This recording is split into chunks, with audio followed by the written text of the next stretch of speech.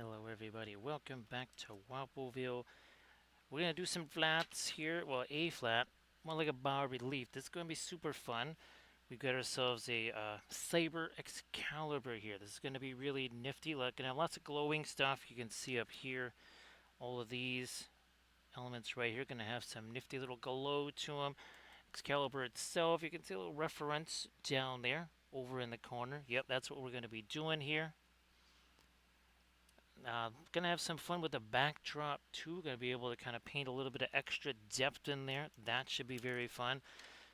So Armored Wolf, this is the dog in question. Hopefully this is gonna. I'll try to paint this up. I don't know, over the next couple of days here. Armored Wolf. Hey there, Camda. Check this out. So there you go, Landras. Look at that. There's the new Saber Wapilia spell brush with CAD. Actually, I've got this thing cammed. I've got this thing printing out. Oh my gosh, like I don't know how many times the size. It's huge. It's gonna take 20 hours. Hey there, Conrads. How you doing? Nice to see you there, Altfax. Hopefully, I haven't missed anybody. So great to see you there, Conrads. Yeah. So yeah, this is for the Streamiversary Monday. And again, here's a slightly larger version. There's a little CAD down there. And of course, here is our last stream here with Cyber Bridget. Now I have the regular version printed out again, so we'll paint this one up. So again, that's what the non-Cyber version looks like. So we're gonna have a chance to have those side by side, of course. It's very large. Again, it's gonna take about 20 hours to print or so. It fills up most of the build plate, I'll tell you that. We're just gonna throw some dry brushy stuff on here like usual. So Conrads, thank you so much for being here, and well, I hope that everything is going. Oops, you know what I forgot? This manganese blue over here. Gotta hit that too. Gotta get that a rocking and a rolling. We're just gonna start rocking and rolling some of this here. I mean, it's super complex, right? Yeah, look at how complex this is. I mean, this is some detailed brushwork, right, Landras? You don't see it as everywhere. Yeah, you sure don't see this everywhere. Look at this.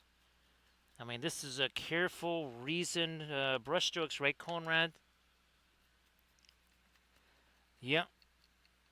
Let's not snap this thing off, though. That would be less good. That would be not super optimal right there. So we won't do that.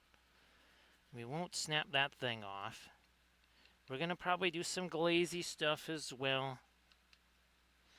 I'm going to grab me more of that right there. And we're going to start getting that in here. Because raisins. I don't mind raisins. Give me some of this in here. Yeah, like so. Let's keep rolling with this. Like the usual, Camda, you know, you want to wait a little bit and then maybe later on show folks some stuff, some oil painted stuff. Same thing there, Conrad. If you wanted to share anything, you know, go ahead and do that.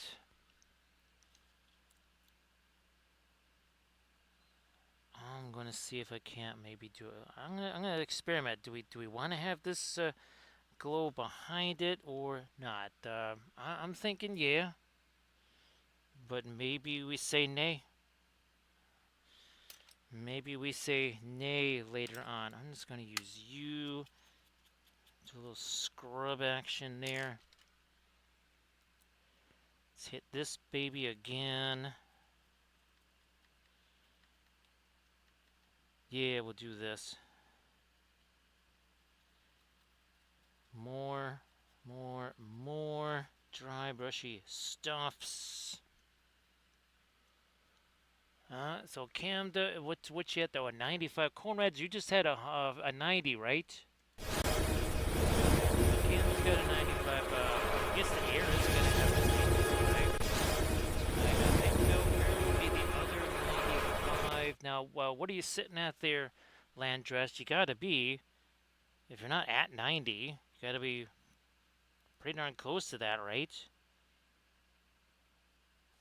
Actually, land dress, did you already get back from the movies there? I just realized, yeah, you would possibly be at the shows there doing that stuff.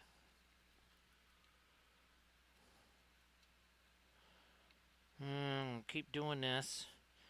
So it took me. I'm sorry, I haven't done the Blender tutorial yet. I first I had to find all of the starship elements. Yeah, those things were hidden. They were on a drive because I haven't touched those things since February, basically.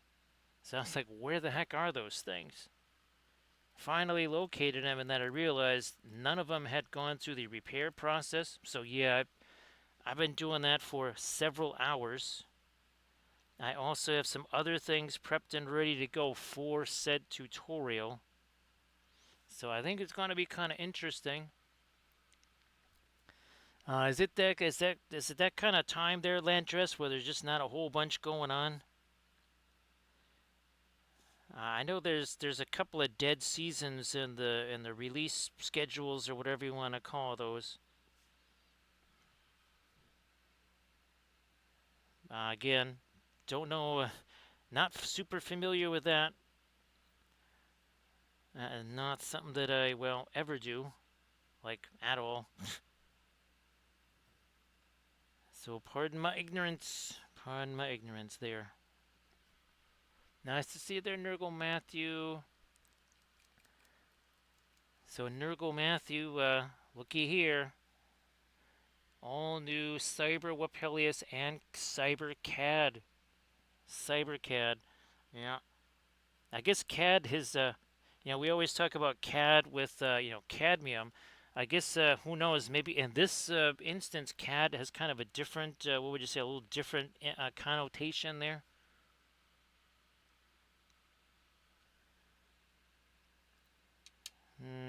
Maybe a little more. So great to see you there, Nurgle Matthew. I hope the rest of the week has been relatively fun for you. Fine, I'll go ahead and even hit that. Boom.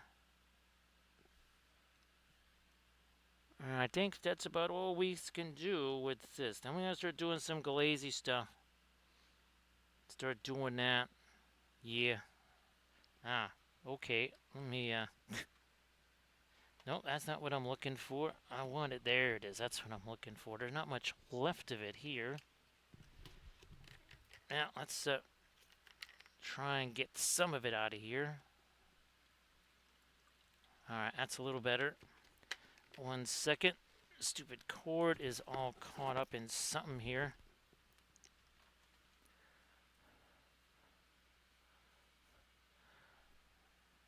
Actually, well, Nurgle Matthew, how did Adepticon go for you?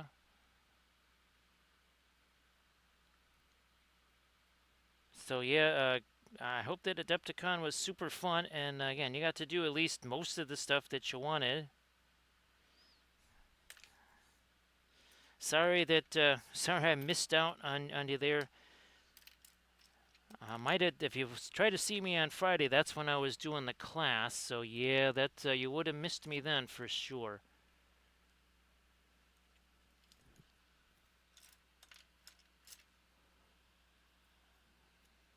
Fine, we'll just use this. Let's start chucking in a. Well, let me clean this up a little bit more here. All right. I mean, it didn't have to be anything special. Oh, actually, I wanted to see something here. Let's do a dry check here. Oh, wow, look at that. Well, there's still a little bit of it that's not dry. What about here? Huh. Okay, so that's the new... Those are regular oil paints there. The only thing that's out was the white.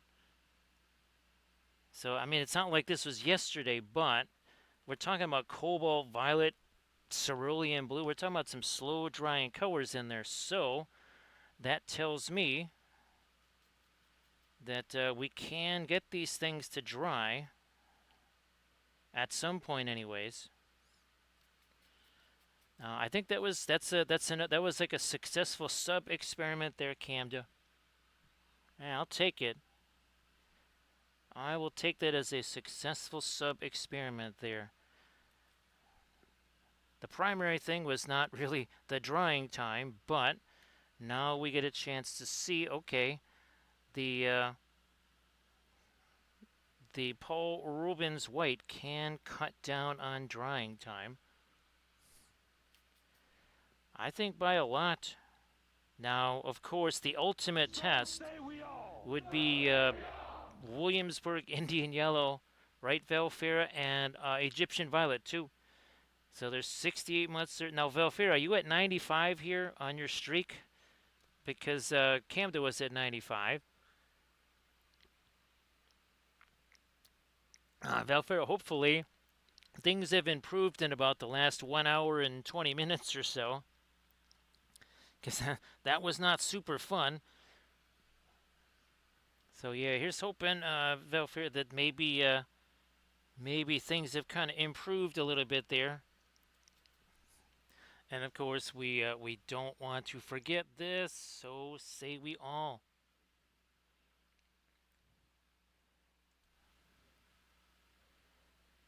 So we're gonna probably have a mini hype train then for Velfera too.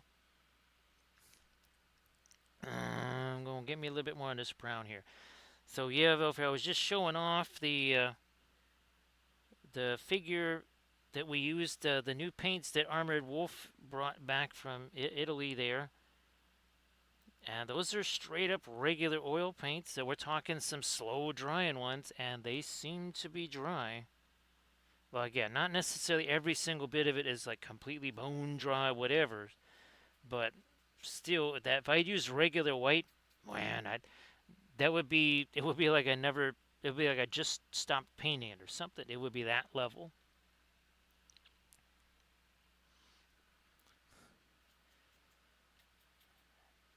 Yeah, Velfare, well, I want to say it was 70 something. I don't know if it got quite that warm today.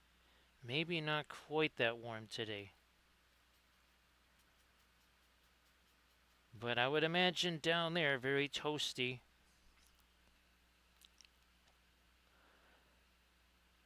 Oh, geez, Camda, that's what I forgot. That is what I meant to get the alkyd resin. I meant to get the alkyd resin, like actual resin, not alkyd medium, right? But the resin. Nice to see you there, Judge Dave. There we go, a 95 streak for. Here they go, there, 95. I wonder if it's just something like extra special for like 100 or something. So great to see you there, Judge Dave. We'll continue, and we'll continue with this. So we're going to try and get a little later stuff going on here too. We'll be doing that. Not to look at this. That manganese blue is sort of broken down. Left a thinner on there. That's sort of doing the work.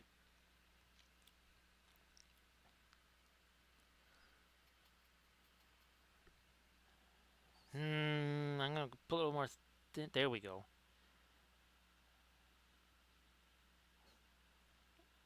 Some of the a little more thinner, little more. Take some of this away. Now take the paint away. Take some of that away.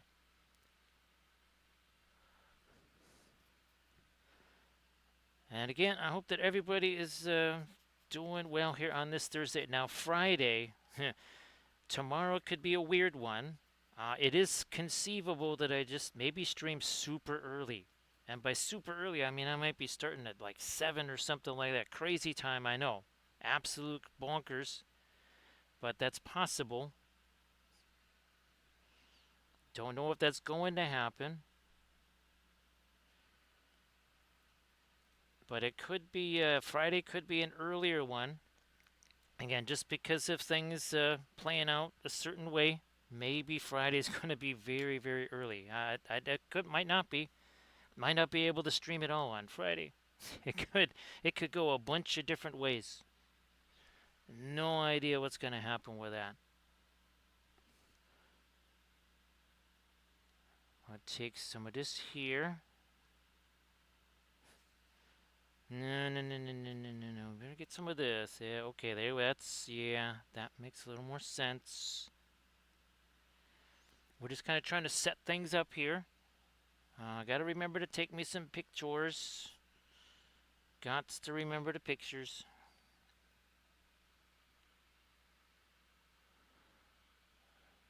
Well, that sounds fantastic there, Camda. Well, Camda, if you want to share some stuff, yeah, you want to share some stuff, go ahead. Of course, Nurgle Matthew, if there's any Adepticon stuff that you wanted to share, anybody got Adepticon stuff they want to share, go ahead and share that, please. Feel free to do so.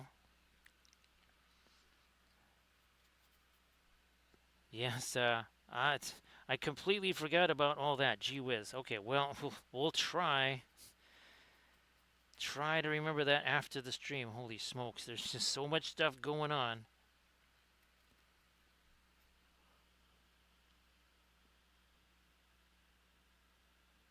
Let's do this. Yeah, well, Veilfira just could be mischievous on weather stuff tomorrow night, so that's kind of like either early or nothing. It wouldn't be a terribly long stream. It might be kind of a shorter one. Don't be surprised if it is kind of a shorter one. And by shorter one, I mean more like 4 hours or something. Everybody check out the Instagram link that Camda just shared. Everybody also please give Camda Paints a follow, because Camda paints with the oils.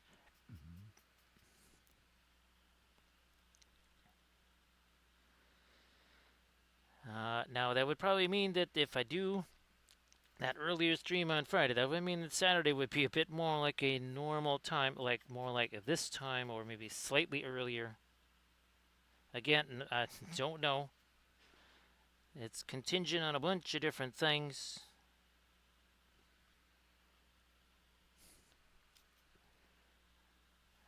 Okay, we're just kind of dropping down some of our darker stuff in here. We'll be coming back with some lighter stuff.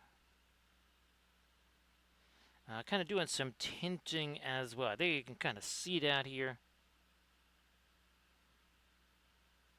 As you can see, these are kind of, in some ways, getting a little bit tinted from Excalibur there in close proximity.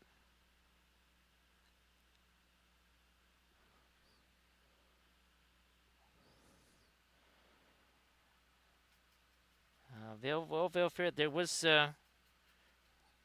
there was some fun stuff that I was working on today. Let's put it that way. I might have learned one or two things over the last year plus here, Veilfair. I think all of the stuff. I'm actually with the starship stuff. I'm actually trying to make some more pieces. Knowing what I know now, I think I can make a whole bunch more really nifty pieces, Veilfair. So that's another reason why I haven't haven't had a chance to actually film the video yet. Is that I was trying to again kind of a leverage or leverage, as some might say, some of the stuff that I've learned.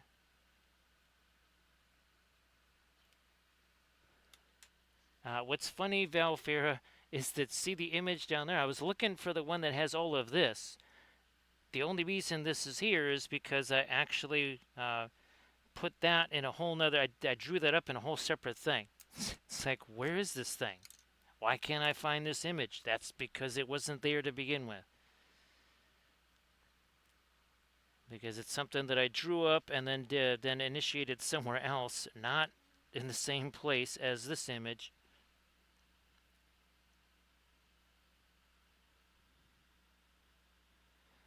Actually, Camda, speaking of which, I was tempted to maybe do some kind of metallics with CAD. Uh, Basically, red metallics for CAD.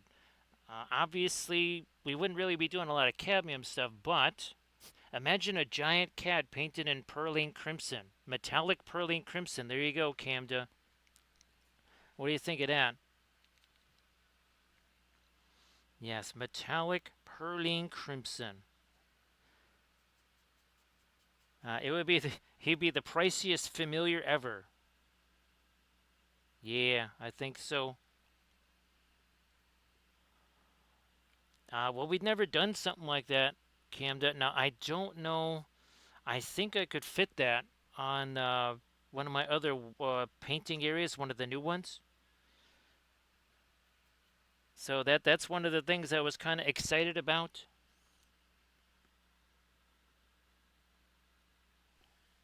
Velfira, I know there's a couple of places that do these now.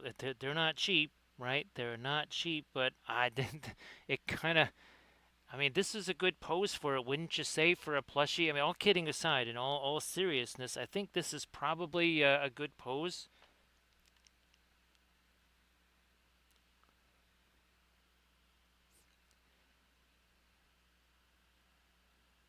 There we go. We'll get that. The other thing that I am doing, I'm working on a whole new series of sculpts for the whatchamacallit, that Elegoo printer there. So yeah, working on a whole new series of sculpts for that. Basically, things that I believe would benefit from the detail of that printer. Now, I could be totally wrong, as in like absolutely wrong, or maybe I'm stunningly right. I don't know. So Velfira, Kathy's friend V. You remember V? She sewed a dragon for Kathy, a stuffed dragon for Kathy that was very much in that pose.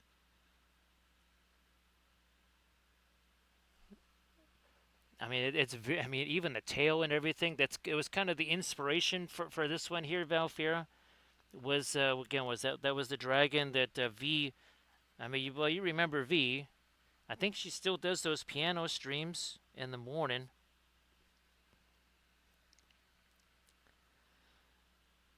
So yeah, V knitted some hats for Kathy. I think 3 different hats, and then also again made that dragon. That's just going to have to wait. That's going to have to wait. Now, what I am going to do, let me get some of this. There we are. There we go. Gonna let some of that have a chance to blend here. I'm not even gonna bother taking work in progress things here. Just it's kind of with these, it's a little bit difficult to do those. So yeah, I'm just not gonna bother with them. Also, too, the camera is just too messed up. Again, I'll see if I can find the same thing again. I might. At the last time I looked on Amazon, unfortunately, that I don't even know if they make that one anymore.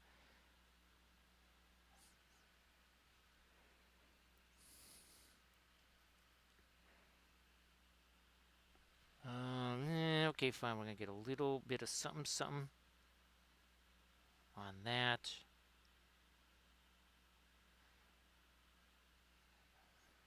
A little bit of something there. We'll start getting a little bit of our blue-ish light on these guys now.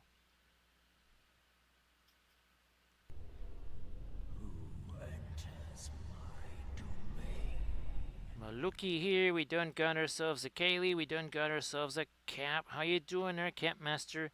I know, Kaylee, that you're going to be heading off doing post-stream stuff. So thank you so much for daring to enter our domain. I hope that both of you guys are doing well.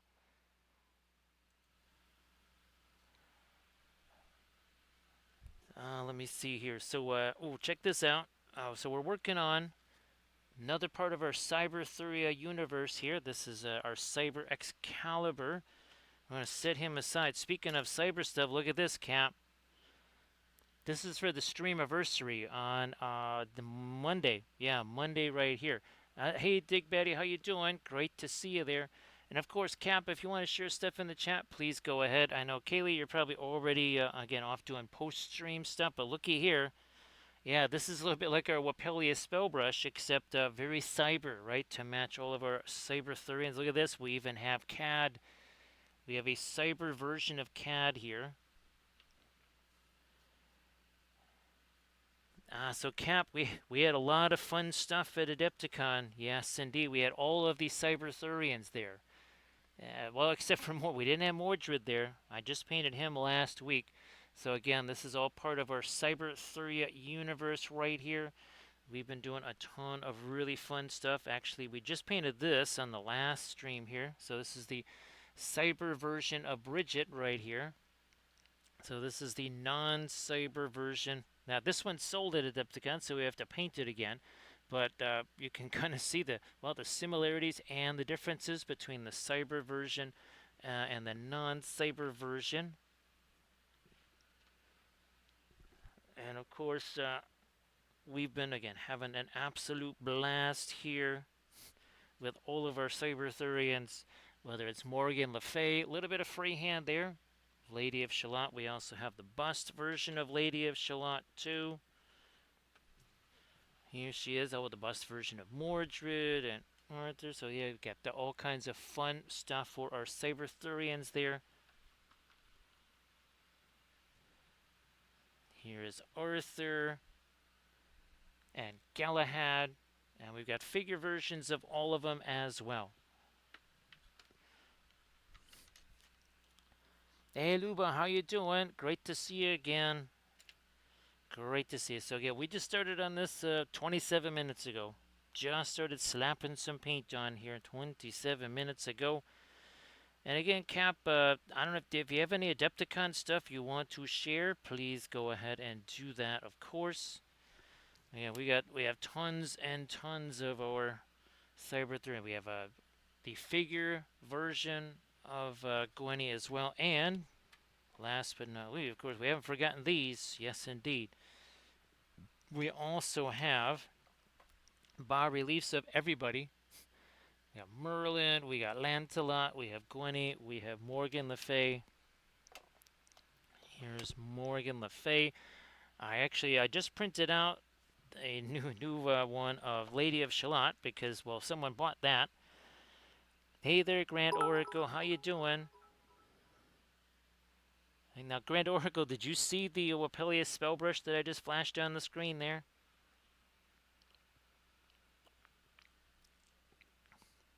So here he is with CAD. And you might recognize him from the Eldritch Foundry one that I did. Yeah, it's because it had the flying books of Wapple and all that other kind of stuff. So here we got all kinds of little cyber elements there, even in his cloak. Look at this. It's going to be super, super fun. Lots of glowy stuff. Glowy stuff all over the place because, Wapelia Spellbrush and all.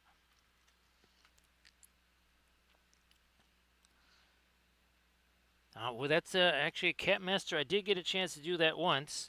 And of course, Grand Oracle knows that I almost took away a couple of corners off of Totem Ship cards, right, Grand Oracle?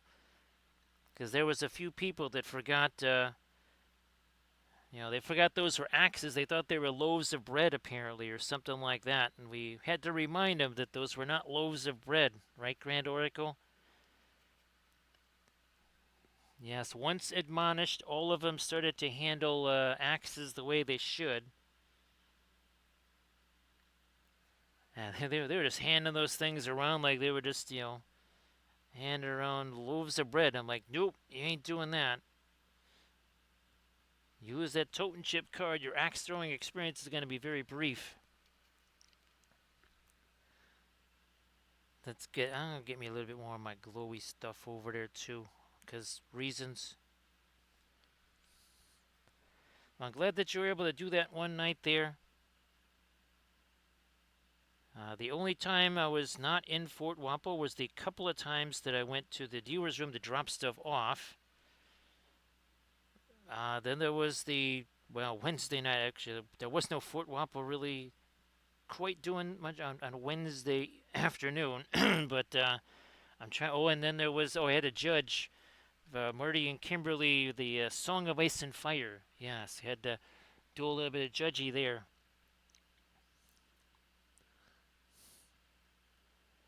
That's fantastic there, Cap. That is fantastic. I hope that it was. I know it's a lot of work, right, Cap? I hope that it was. Well, also too, I hope you didn't get con crud. There's that. Maybe sitting behind the desk there doing the painting stuff, right?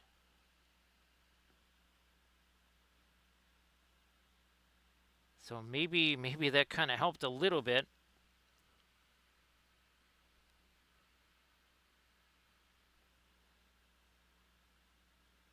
Yeah, Grand Orco.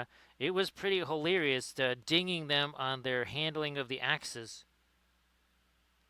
Yeah, they weren't quite ready for that. So it's like, so you're just gonna hand those things around like like they're Nerf axes or something.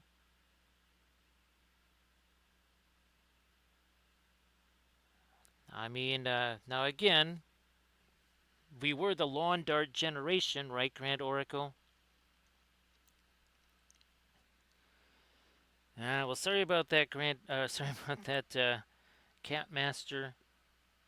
Now, yeah, we are going to be hitting this with some of our dry brushy stuff too, with the manganese blue. But we gotta get some other things going in here for. Also, too, we gotta wait for some of our glazy stuff to dry a little bit more.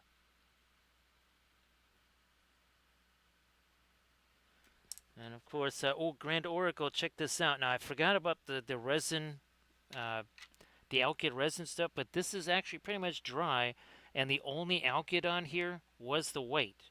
So all of the let's see, there was the violet, right? The cobalt violet deep, the cerulean blue. Those are not slow, or they're not fast drying colors, right? They're dry. So I think the having at least the one alkyd paint in there, as long as it maybe just happens to be this here Grand Orca, I think that makes a difference. Now, of course, Grand Oracle, we still got to experiment with. Wait for it. What would it be? Yes, you guessed it. It's got to be Egyptian Violet and Indian Yellow Williamsburg style. So, Dick Batty, if you wanted to share some stuff in the chat, you know the deal. Hey, actually, now Grand Oracle, has some of the events kind of wound down a little bit to the point where maybe you could do some Grand Oracle time there?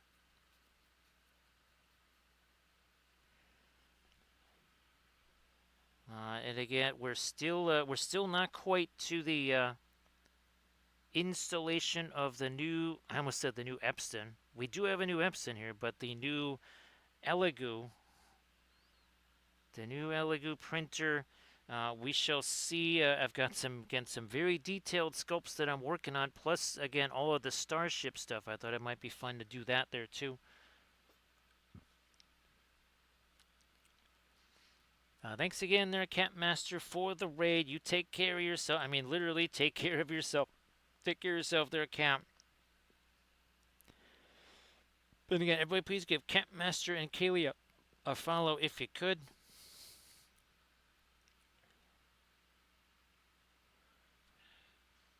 Actually, Grand Oracle, all of my stuff for the garden arrived. As in those biodegradable pots we were talking about, Valfira. Those I think those showed up yesterday. Actually, some more showed up today. Of course, I forgot to get the stupid trays, because of course I did. So, well, I got to get the alkyd resin anyways. So yeah, we'll try and remember that. So it's one of the bigger Saturns, Armored Wolf. I think it's the one that you had. I don't remember what that one is, because it's still sitting in the box because I've had to keep printing. I haven't had actually a chance to take it out of the box yet because I had to get caught up on all the other printing. It is a 12K Grand Oracle with a heated vat, and well, of course now it's summertime and it's going to be a bazillion degrees, right, Grand Oracle? But at least when it comes to wintertime, I think it'll cut down on the electric bill because it was getting insane, Grand Oracle. I mean, it was doubling the electric bill just trying to heat this, because I was heating the area instead of just the vats. So I think it's going to make a big difference.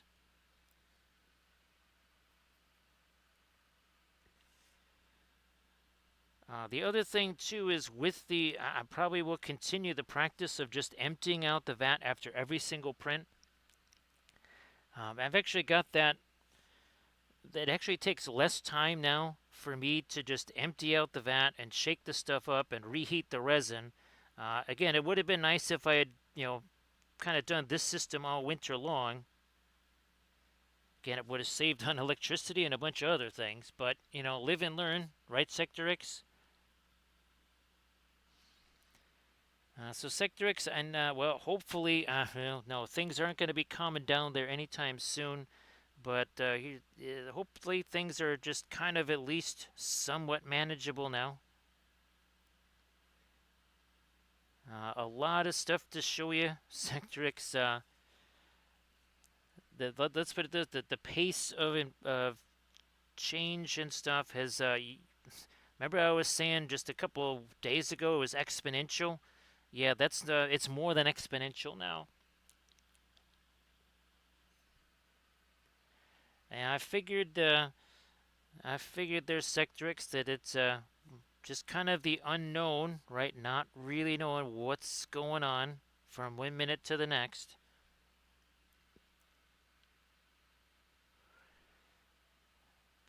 So, yeah, Grand Oracle. It's gonna be that time for some yard work for sure.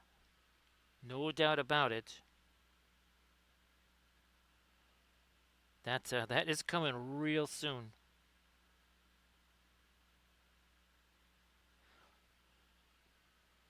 Yeah, Sector X.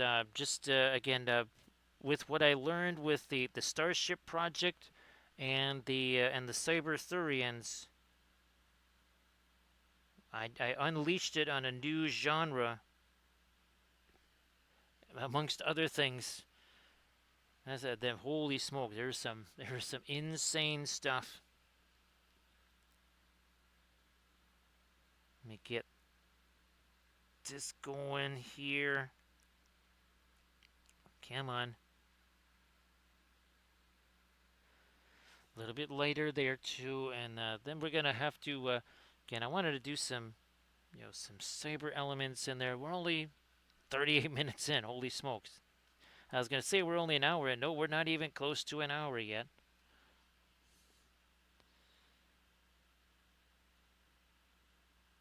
Going to try and get me again a little bit of that here. You can see in some parts it is starting to set there.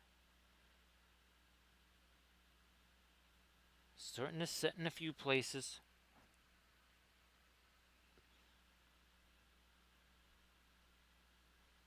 Thick over thin also helps. So again, we're going to try and kind of center our glow here, but then we also have these other areas of glow out here. And again, this is not white. It looks like white, mostly because we just put a whole bunch of dark stuff down in here. Look at all that glorious circuit tray down there.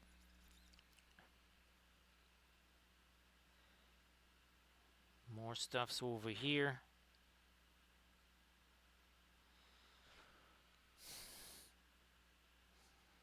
I'm gonna see if, let me see here. Okay, good. I can do that. Try and get me a little. I'm gonna try to focus a little bit of glow in this area too.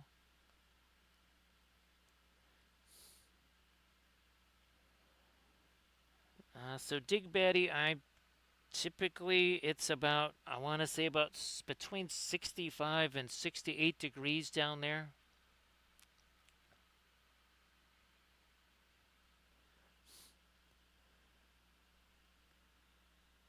So yeah, Velfira, I gotta get the stupid trays.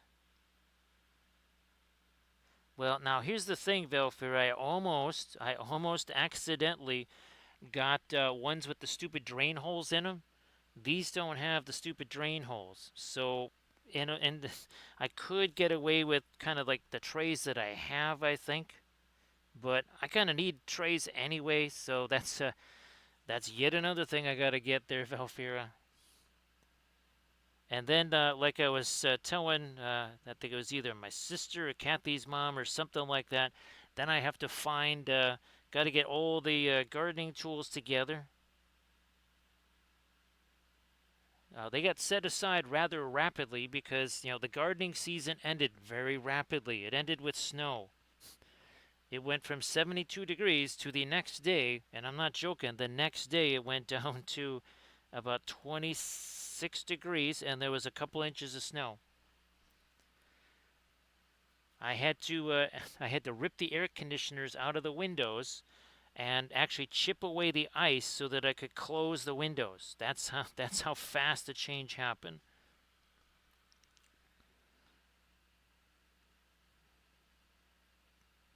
And believe me, yeah, I would have taken the air conditioners out of there if it hadn't been in the 70s the entire week, and then all of a sudden it was in the 20s.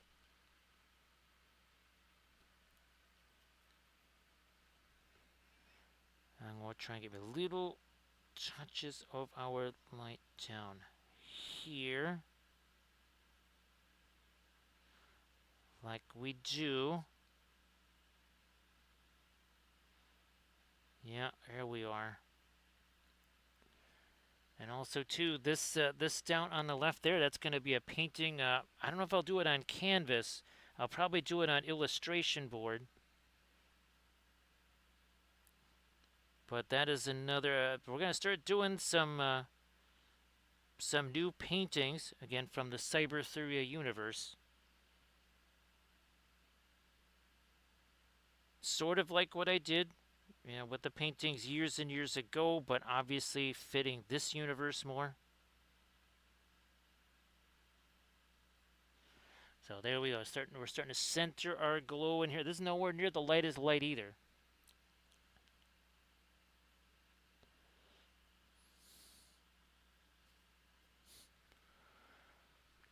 Velfira, remember the string beans, Velfira. Yep, I would flash freeze the string beans. Oh gosh, Velfira, I still got to look up asparagus. Oh, here's the other thing, Velfira. I have not been back there except to just throw out garbage in weeks. I still got to look and see if the hostas have come up yet. I have not even looked.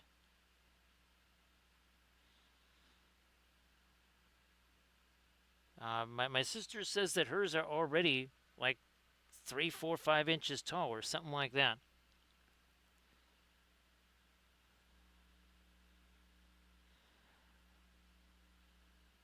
So again, the room temperature of 65 is not, or 66, 67 is not the temperature of the resin, because obviously the vat itself, once you kind of have the resin warmed up, because believe me, the resin when I when I figured out how to heat that stuff up the right way, that resin was probably about 79 degrees almost when I was starting up the print. And that's kind of the most important, I would say, that first 10 layers or something like that. And of course, if the resin that you got in there is that warm to start with, the printer itself definitely generates heat. Yeah, I wasn't sure, Valfir, if I wanted to go glow with it or not. I'm glad that I just kind of glad that I went that direction with it. Yeah, wasn't super sure, but yeah, I'm kind of glad that we did it that way. And again, there's no white on here yet. It might look that way. There's no white on here yet. You can see how much lighter even this gets.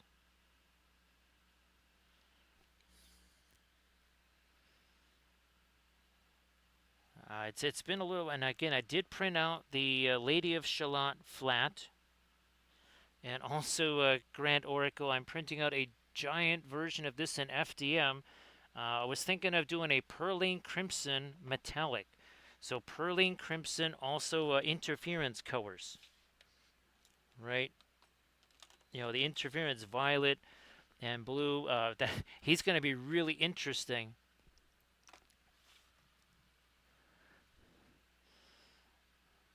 So some of them are ruins, Valfair. Some of them are basically data nodes. Like some of the stuff here, is it ruins? Is it data nodes? It's well, it's all a cyber universe, right, Valfair? Because none of it is real. It's all just in the web, so to speak. None of it is corporeal. Hey there, Daddy Kilt. Great to see you again. So Daddy Kilt, I think we were painting this, right, the last time you raided? I think we're painting this here, so this was super fun. Again, that's the cyber version of Bridget. Here is the non-cyber. Let me get my hand. There we go. So you can kind of see what the difference is. We'll be painting this one up. Again, I had this one painted, then it sold at Adepticon. Then we painted this one. Now we got to paint the original one, I guess, if you want to call it that, again. And, well, we've got Mordred now. There he is in all his glory. He's one big dude.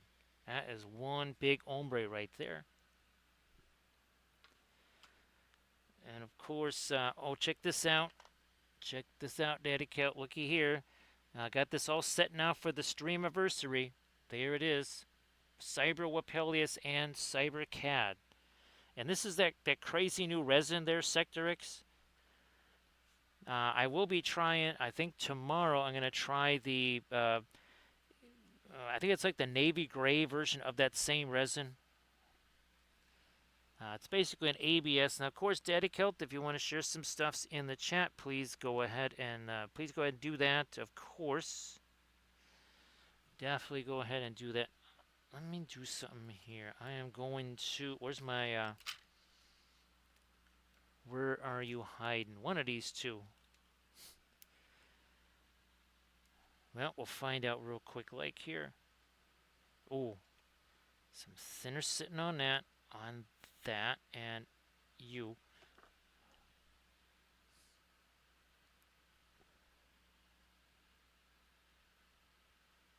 Actually, Valfair, I still got to reprint that. Well, I have the large version, but I have to reprint the small version. I do have the large version. Where the heck is the... oh, here it is. Now, I never had a chance to paint this. So we will be painting this very soon. So that's the Arachne sculpt right there. Very, very fun. Nice to see you there, Switchblade. And Inganes. So Inganes, why don't you share some stuff in chat there? Everybody please give Inganes a follow, because Inganes also paints with the oils, also on stream. So yes, Inganes, please go ahead and post some stuffs there. And Switchblade, great to see you too. Switchblade, you want to post some stuff there in the chat? Feel like you can do that too. So, there we go. We need a little, also there. A little something, something there. Everybody check out the Instagram link that Gun has just shared. Again, also please give Daddy Kilt a follow. So Switchblade, it's super fun. Lots of neat things happening. I mean, a ton of real interesting things going down.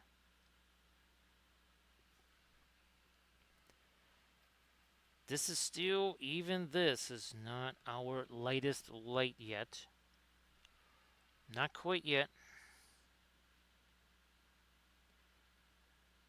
It's getting there, but not quite our lightest light yet.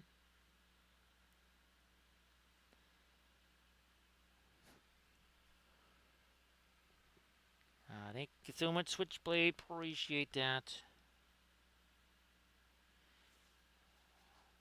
We're gonna get this going this away here. That is not quite straight enough. We're gonna maybe drag that all the way up to here, like that. Yeah, I think that is better.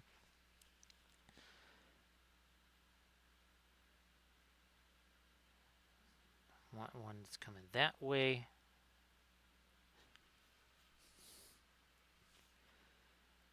Another one of our lines there. Comes across this way. Then down. Is nice. You're going to come this way. So again, the whole idea they're trying to bring in these digital elements here. You can see just how much lighter we can go with it. Even this is not straight up white. It looks like it only because we've been able to establish the darks and the middle tones. Now again, we're going to have to probably redo some of that and maybe sticking my hand in there.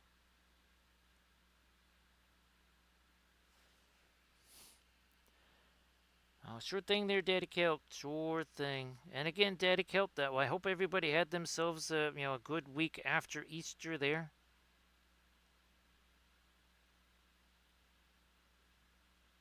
Oh, and anybody that might have caught con crud or something like that, here's hoping you are no longer crudded anymore.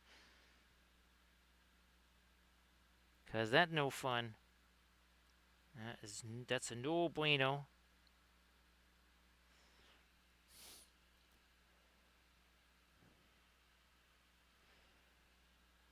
So it's definitely a Nimue and Arthur sort of thing.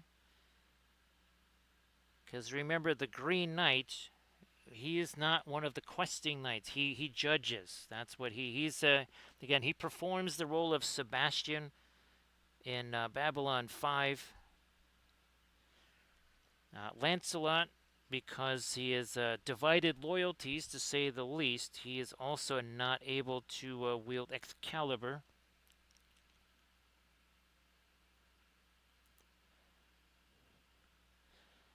Daddy Kilt, I do all kinds of different stuff. A lot of times I'll do a dark green. Where the heck is that Blood Angel? Is he around here? That's not. Is this him? There he is. Yeah, so actually the deepest darks on this Blood Angel are a dark green. Yeah. Sometimes it'll be a dark violet, sometimes a dark blue, sometimes a dark brown, sometimes a dark green. And whether it's acrylics, oils, or watercolors, it would be the same thing. That medium makes no difference to me. A nice dark green in the shadows certainly gives you way more contrast than just like, oh wow, yay, a darker red, or, well, okay, violet, that makes sense, but we see that all the time. Valfira, I already have 44 pages, Valfira, of text. And pages and pages of handwritten notes, and I'll try to send you a picture of some of that, Valfera. There's tons of it. So that Blood Angel there, that was from a tutorial that I did.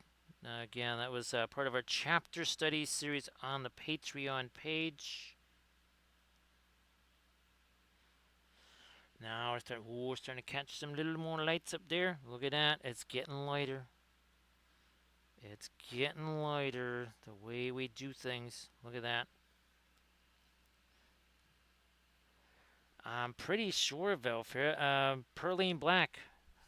Had to be Perline. Whoops, wrong shelf. Hopefully the Perline Black is not. Oh, there it is. Yeah, there we go. Again, that's just a Series 1. That is just a Series 1. Absolutely love this. This used to be a printer's ink for the longest time. It is not black. It is a very dark green. And it's not expensive there, Daddy Kel. Yeah, so if you want to get yourself some, it is not expensive at all. It's the cheapest Winsor Newton there is. It's a Series 1.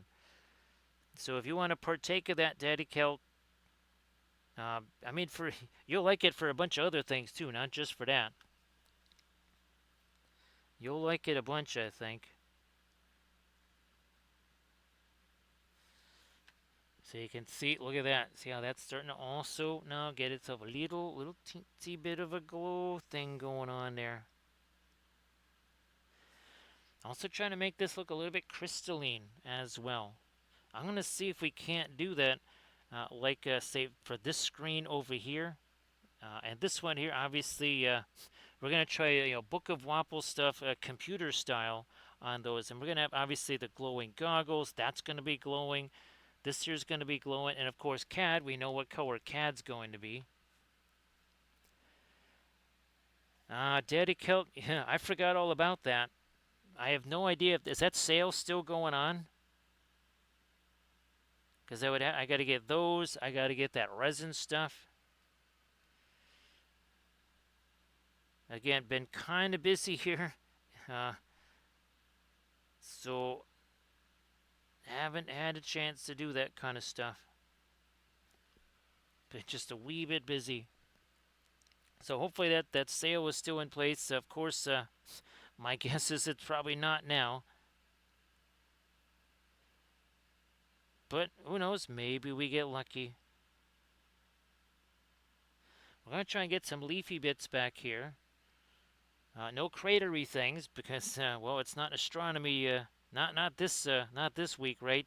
Now, that starship stuff. The reason I talk about it's not just the subject of a tutorial video, the very first Blender tutorial. It is also, I'm hoping to have a starship or 2 or 3 printed out for Armada Monday. Not this week, but next week, because this Monday coming up would be Streamiversary. So you can see how this is starting to glow, is starting to spread to our tree, our leafy bits here. Look at that. Again, this is all part of our Cyber 3 universe. The once and future king shall return in the hour of greatest need.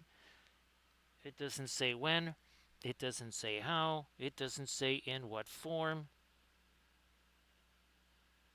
Appearing in the Cyber universe makes a whole lot more sense than showing up on a horse with a sword. At least in this day and age.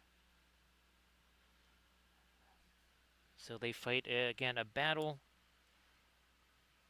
waged in basically unknown to humanity. And of course, again, you have characters, you've got your Nimue. The Nimue controls the data flow.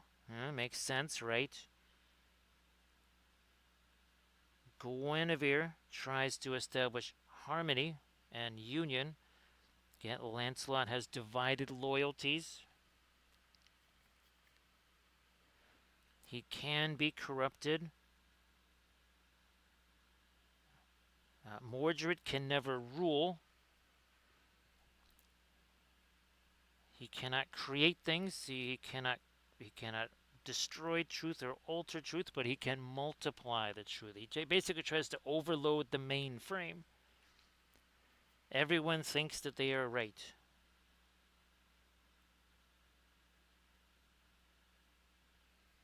Let's let me try some here. Try and get me a little bit of the manganese blue strolling into there. Some in there.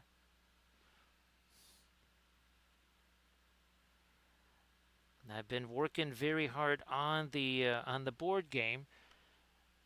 I've got all the tiles made. That's the other thing I'm going to be trying to test print very soon. I'll probably try to test print those with that new resin also. Hey Corgi, how you doing? For some reason, again, I made this for a friend. I saw Corgi and I'm like, wait a minute, dog.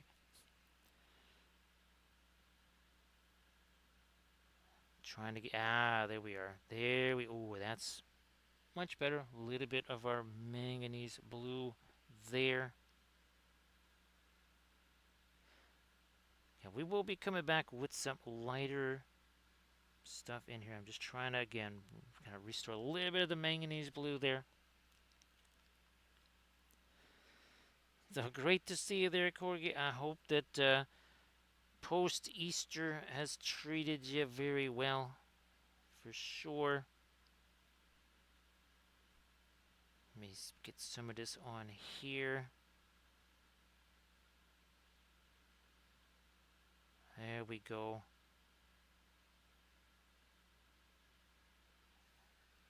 Yeah, just letting that go down a little bit there, and again, we'll be coming back with some lighter stuff in the on Excalibur there. Ah, that's fantastic there, Corgi. Fantastic. What I would like to do, let me take this guy here.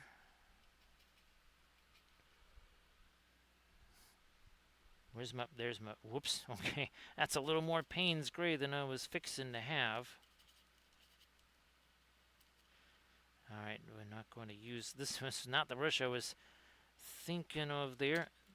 I believe this is the one I was thinking of. There we go. Maybe a little bit of that little green in there. Now let's, there we are. Can't all just be, we want to have a little bit of, again, of some kind of leaf, something or other in here. Like so. And we're letting it mix with some of the stuff that's there. Of course. This is the nifty thing about the bas reliefs, right? Is there is one, there's a reason, or there's a totally legit reason for there to be a paintable backdrop. Instead of like, let's just take a piece of cardboard, stick it behind a miniature and paint something on there and call it a painted backdrop. This is not that. This is a legit deal going on here. Right? This is it's all part of the same part of the same piece.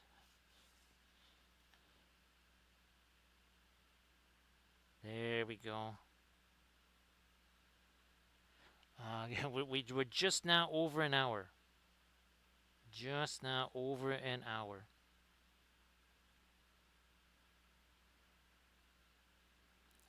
You can see how we're kind of fading this a little bit now, right? We're taking some of those brushy strokes. Because we did the lighter dry brushy stuff, then we did the glazy stuff. Now we're doing some dry brushy stuff again. Thin over thick and vice versa. Also, wet, dry, back to wet again. Yes, we can do that. We can do that. No, I think we've done, I don't know if I can do too much darker than that. It would be gonna have to come back the other direction now with some lighter stuff.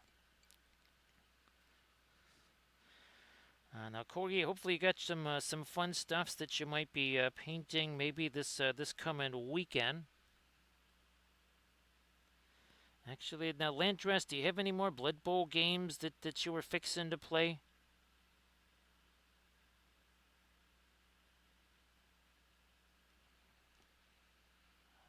Wasn't sure if you're gonna be maybe playing some Blood Bowl over at GK.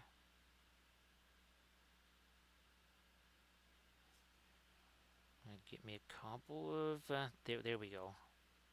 So you see, it's almost like we're extending. See the branches with the oops, no, too late there. With some of the glowy little bits on there, we're just kind of extending those to our backdrop here, like so. Remember, when all long, it's me, what, 25 minutes ago, this whole thing was just all a bunch of liquid. You can still see some of it down in the deeper crevices there. Speaking of which, here, let me grab some of you. Get some of that all the way down in the span of those crevices there. Try and get me a little bit of light there.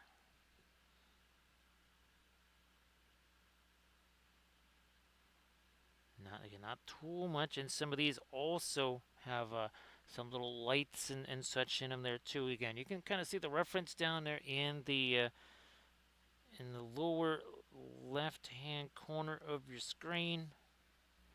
I try to always have some kind of references for you to see.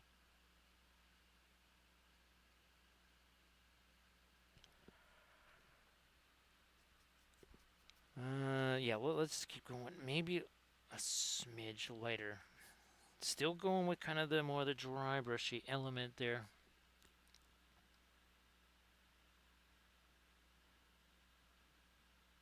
Again, kind of extending, right, these the physical printed leaves to something now that is flat. So kind of a forced perspective deal going on here, right, Nergo Matthew?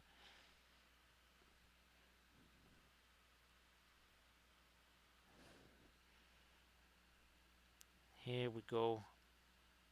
More of that here.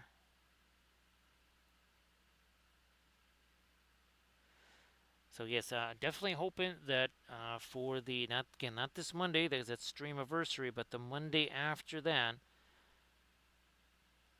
we'll see what kind of printed starships there are. It won't be Battlestar Galactica universe. It's going to be our own universe. I'll try to make a couple of different, what would you say, classes of ships.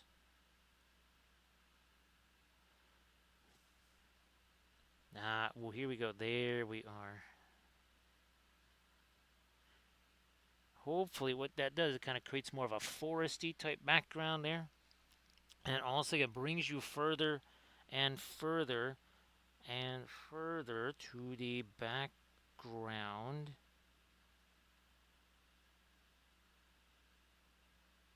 Like you do. Get a little of that going in here. Some of that in here now. Again, it wasn't all that long ago that was just a sea of kind of very liquid type oil paint. That was a no-go zone. Wouldn't matter how much of a dry brush it was. Too much of a no-go zone.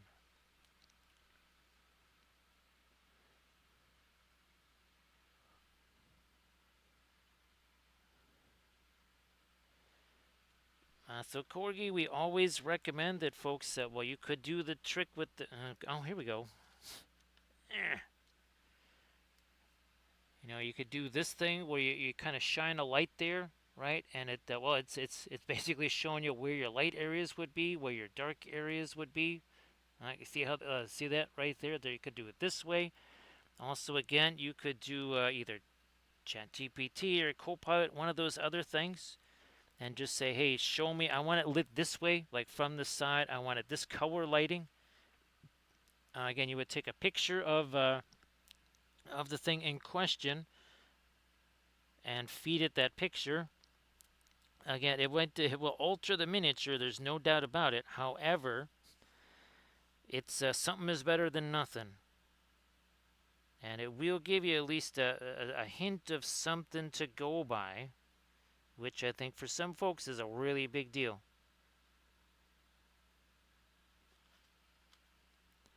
So again, couple of different ways you could do. You could just take the little flashlight there, shine it on, and there's tons of those different colors. Just about any color you could possibly want. Even this right here, this is still just a light middle tone. This is not even our lightest light here that's going in the backdrop here. Yeah, Corgi, well, that's why I got him here, right? I got that reference down in the lower right-hand corner. When I was painting Mordred, I had my references. When I was painting our Bridget here, I had at least 3 references. I had a reference from this angle, I had a reference from this angle, and I had a reference from this angle. And this, well, of course, this and, of course, the Cyber Galahad, I actually had an animation. So I took a picture of the sculpt and colorized it, and then made an animation of it so that I could see it from every direction. Nice to see you there, Irid. Okay, I knew that there was at least 3 people. There's going to be at 95. We had 2 of them here, so the third one is I think we already talked about it. It's going to be the usual Friday and Saturday streams, right? 7 p.m. Pacific time. Doing the jewelry, right? Still doing jewelry, not quite back to the Gundams yet. I know you got something up your sleeve there for some new Gundam stuff in the future. But everybody, please check out this Pinterest link that Arid is going to be sharing. And again, everybody, please give Arid and Wife a follow. Do that follow thing.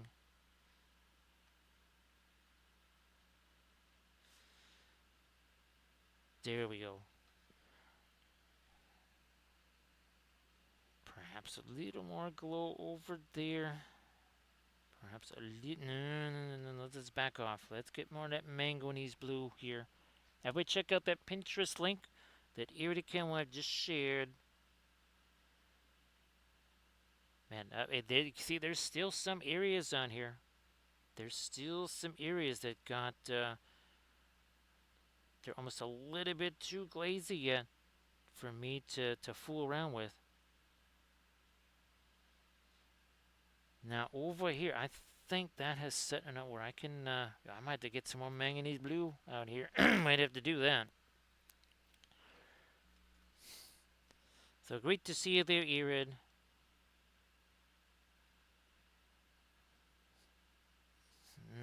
Again, this just doing a little bit of dry brushy action here.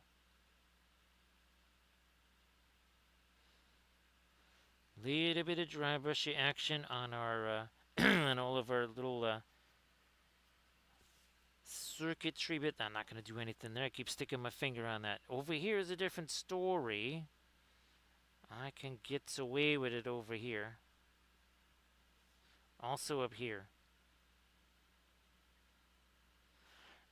There we go. So it says it's as much of a color thing as it is a value thing.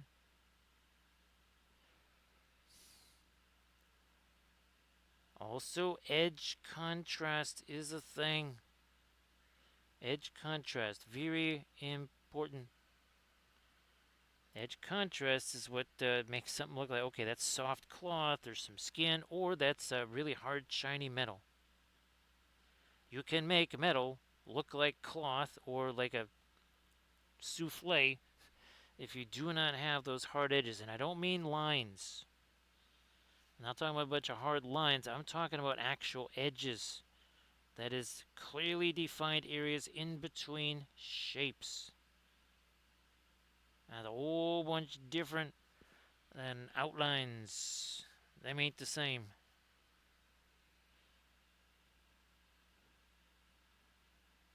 Ooh, that could be lighter.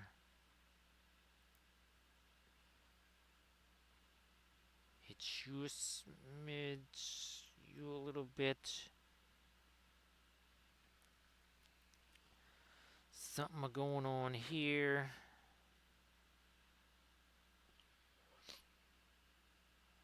Yeah, 1 hour 13 minutes ago. This was just ebony flesh primer. There was no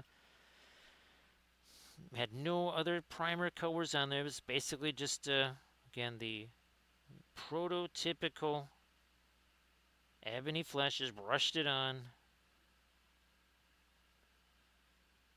There are so many figures that now that I have prepped a whole bunch of figs. Now I got a whole bunch of figs printed out that I have to prep again.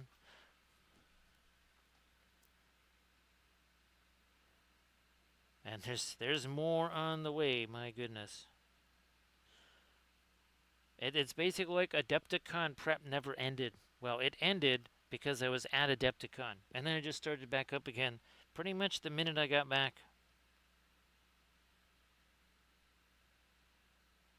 Well, we're pretty much on just about the same schedule now. That's a little scary. That is a little bit scary. Man, oh man, and that again, that is not some insanely light color by any stretch of the imagination.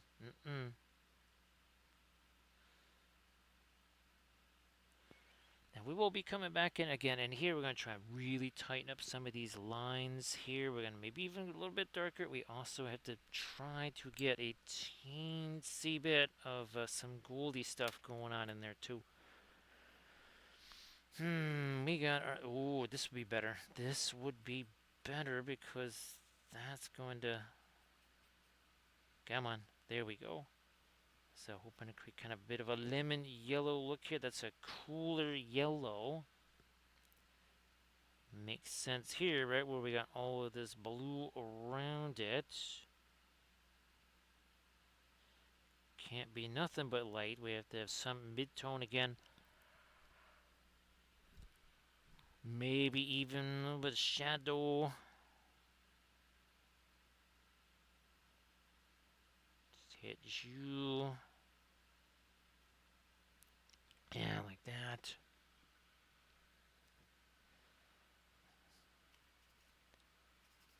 Darken your back down. Where's that?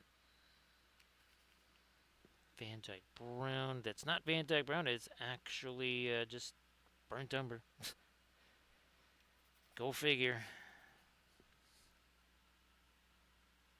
There we go. I had a little hint of orangey red in there. I did a little something. Little bit.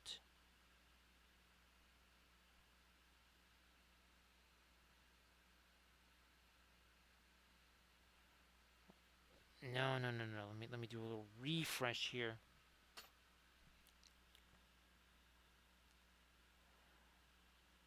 Come on. Down into that. There we go.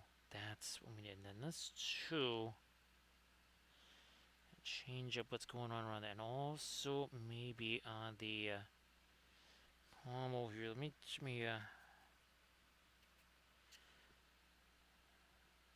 try some of that. Okay. I think that is what we want. Now we need some other greens here. Maybe some that have a little bit of warminess to them. Can't all just, I might be a little too phthalo here. We're going to take that, not Mars yellow, there we go. That kind of reverses that course a little bit. The idea is that kind of like maybe some mossy type stuff here.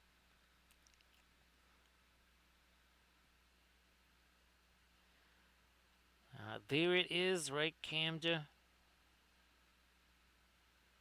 There you go. Gotta get some of this in the leafy bits. Again, we know all about gardening stuff here, right, Camda? Oh, Arid. Those the biodegradable pots, those are all here. I got way more than I got like probably 2-3 years worth, Arid, of biodegradable pots. So we'll get those started up, Arid. Of course, I gotta get the stupid trays for them, but those are here, the ones we were talking about. I do have to kind of do a little bit of research on asparagus there and see how I can get my hands on that.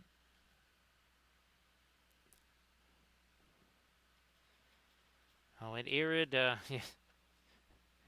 here is, there he is for the Monday streamiversary. There is Cyber Wapelia Spellbrush and Cyber CAD. Yes, Cyber CAD. And we're also printing out a gigantic version of Cyber CAD.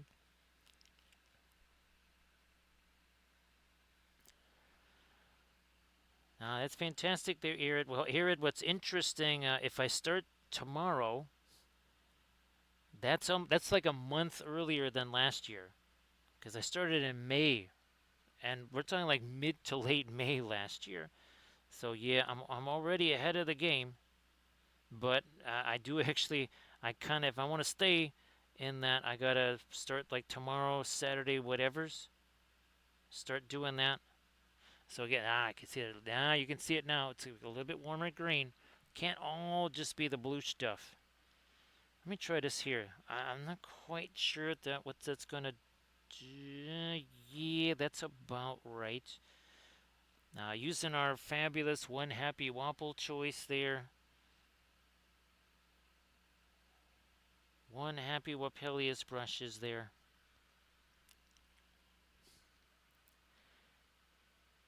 Here, I've been joking that I still have not. I've walked past them like 2 or 3 times just to throw out garbage.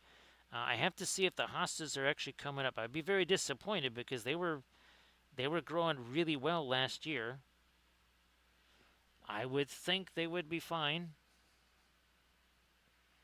I certainly haven't done anything to them that would be deleterious to them coming back.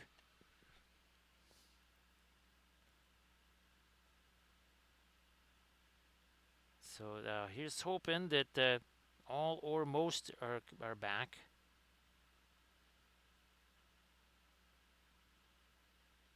Let me get this going here. Yeah, there we are.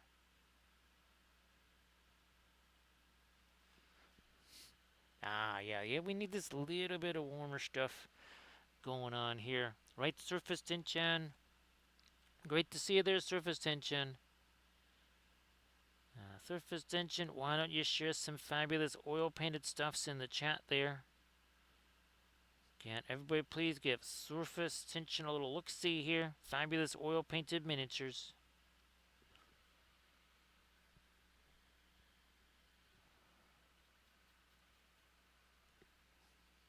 More of our, again, that's got a little bit of the yellowishness to it. I'm going to try and get a little bit of brown on our roots there, and boric and all that good stuff.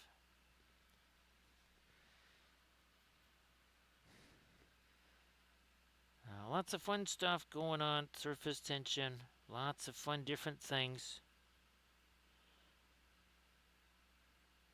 I have spent the last 2.5 days essentially trying to track down and redo the starship pieces. Well, repair anyway all the starship pieces. Everybody check out that link there. That surface tension just posted again. Fabulous oil painted miniatures. Go look see at that.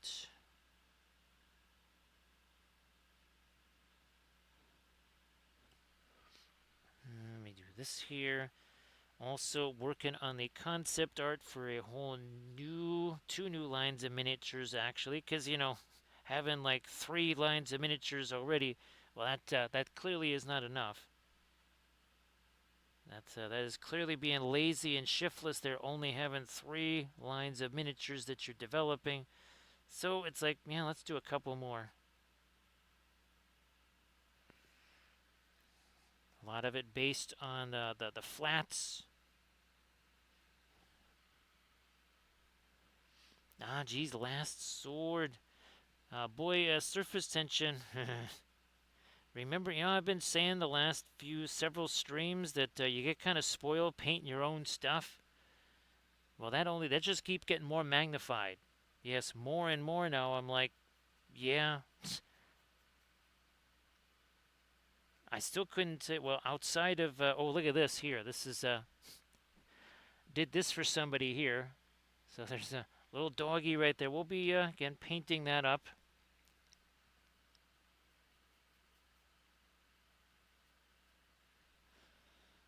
I'm going to try and get a little bit of this green on the sword here. Let's do that. Touch of it up there. So yeah, painting other people's miniatures all of a sudden, it's kind of like it's a bit of a nope.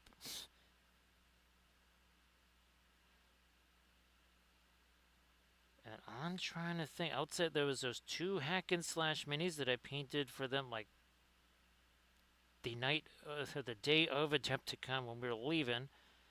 But beyond that, I'm trying to think of what else I could have painted that was not mine. I don't even know. Surface tension, actually, Blender. Actually, that's it, surface tension. Yeah, all that stuff I was doing was part of my first Blender tutorial. So actually, Blender is becoming more and more and more of a thing. All of the Starship stuff, well, there is no other way to do it except in Blender. There's pieces and parts, But the only way to get those pieces and parts together in a usable form is in Blender. There's my ombre right there.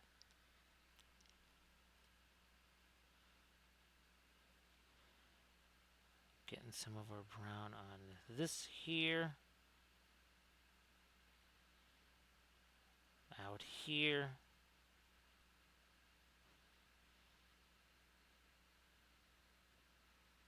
So essentially I create a little micro tutorial for myself, get familiar enough with it, and then go in and start filming the actual tutorial.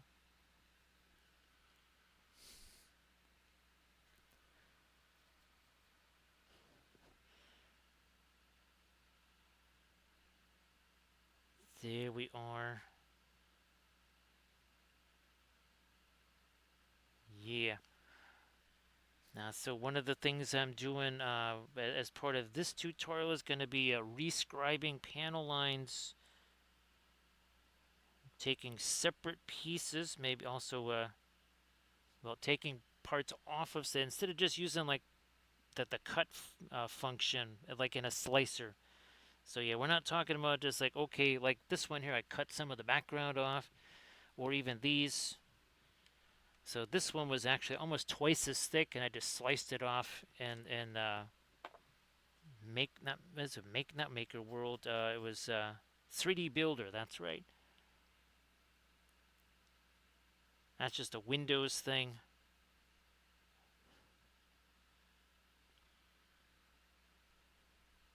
More of our brown there. Maybe a little touch of it over here too.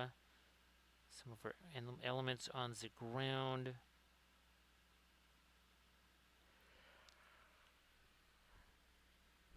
I will use this, also this. Oh, come on, give me more of that violet. Basically Indian red. A little bit of our not radiant violet. Let's see how that works. It's a nice little skin tone right there. Perfect for trees. Yeah. Perfect for trees. So you can see now a little more color depth starts to happen here.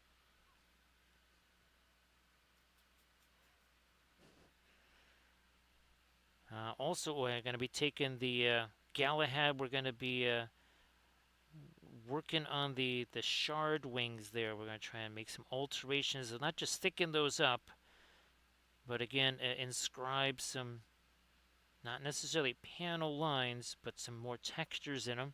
I don't want them to be just flat.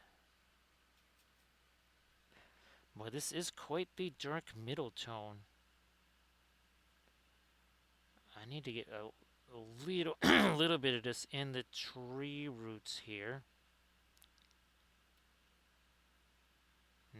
Not too much there.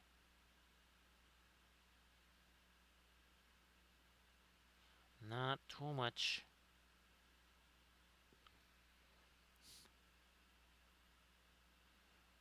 Let's do this here.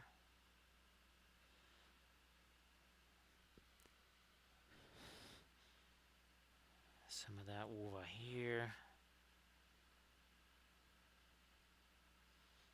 I was even starting to utilize those marker brushes for some concept art. It's almost going to look like the well, like a fashion designer. Yeah, I'm a fashion designer now. Look out, fashion world.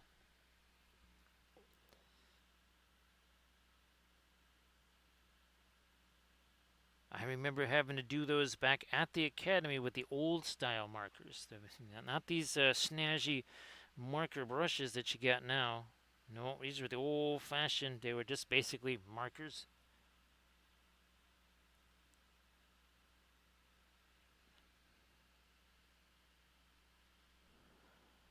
So yeah, surface tension. Some of my favorite tools are the one where you can pinch cloth. So instead of just having something like, say, this, you can actually pinch it. You know, if you want to fold, like say this is somebody's elbow here, right, and the fabric is scrunched in the elbow, you can actually take the fabric and do this with it. You can tighten the fold, so you can have a broad fold like that, or You can literally do that to it right there with the scrunchy tool. And that's what I'm calling it, surface tension, the scrunchy tool.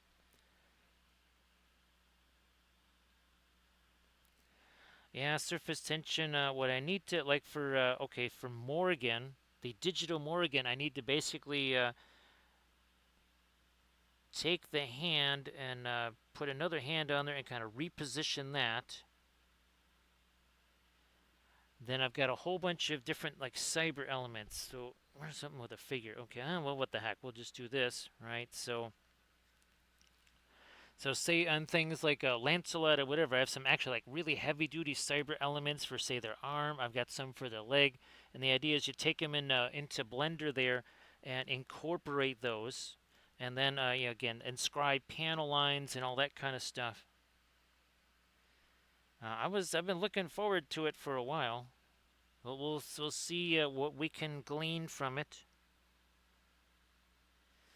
I'm going to need all the Blender skills that I can possibly compile for these new lines of miniatures. Because these things here, they make the Cyber Arthurians look like my old Sculpey figures that I did back in the 90s, by comparison. Yeah, this is child's play compared to the new stuff that I'm working on. Which, again, is horrifying given the timeline.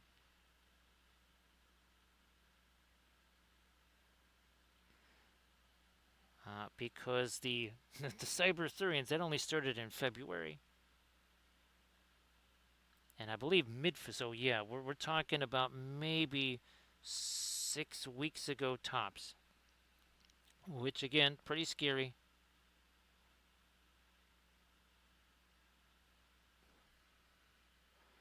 So now we're starting to get a little more of the, here, I got once again like a lemon yellow type color that's happening here. I'll maybe check out some more little mid-tone things too. We got also a little bit more on our rootses out here on the corners, around the perimeter.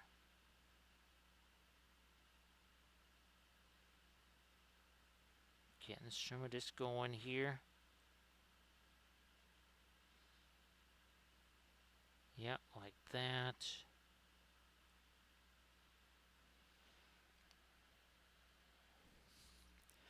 And then again, I think this is almost to a point where we can go back and play with this. I think so. I think it's almost ready for us to mess around with again. And again, everybody please check out that Mastodon link there that Surface Tension shared. Again, lots of fabulous oil painted stuff to go peruse, go do that. Now, Armored Wolf, if you wanted to share the Instagram link there to Armored Wolf Productions, all the fabulous dice bags. Oh, geez, Armored Wolf, that's the other thing I've been working on. Is I'll be sending you concepts for the essentially the codex cover, the leather-bound codex cover, and even the bracers. Yeah, I'm actually sorry I didn't get you those today, Armored Wolf. I'll try and get you those tomorrow. I mean, you might have 1 or 2 or 200 things going on anyways, right, Arda Michael? Arda Michael, you want to share some stuff in the chat, like always. Please go ahead and do that.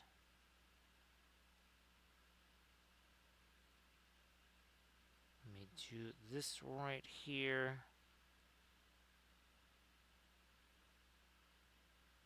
There we go.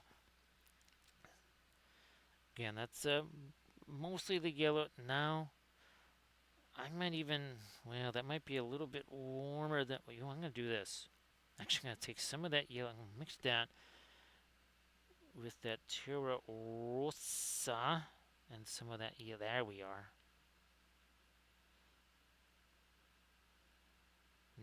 Now we're talking, yeah, a little something different there.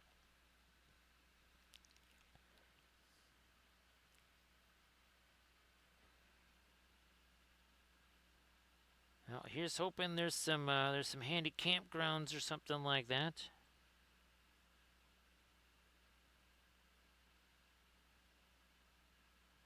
Or something along those lines.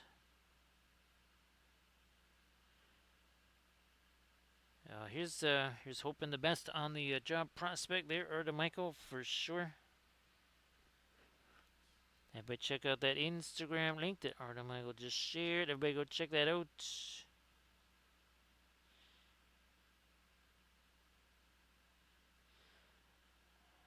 Alright, what are we doing here?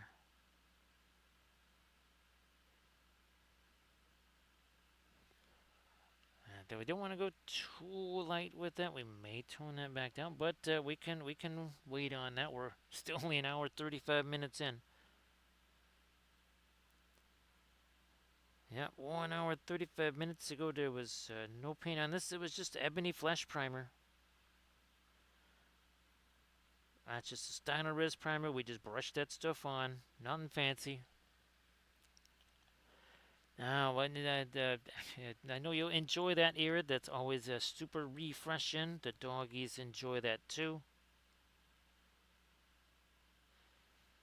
So see you in a bit there, Irid.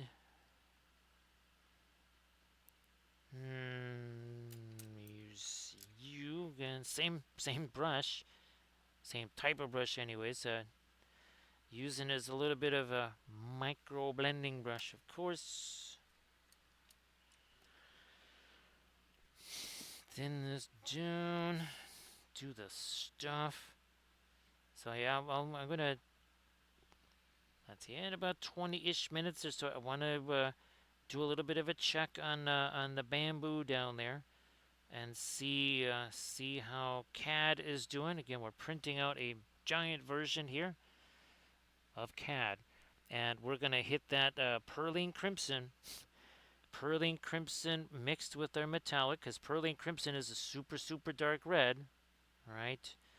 Might also be using the Perline Black in the shadow areas, because Perline Black super dark. You mix it with the iridescent pearl white, you're going to have yourself one sensational dark and metallic color.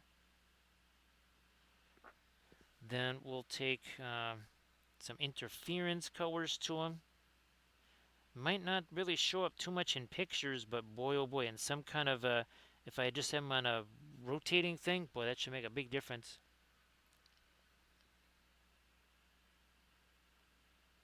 That should be a big old difference. Come on, there we go.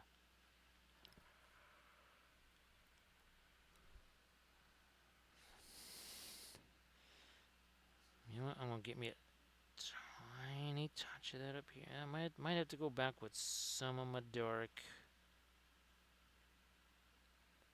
Okay, what I will do now, let me get that some of that manganese blue. Do I need to put some more out on the palette? No, I think we're still good. I think we're still okay there.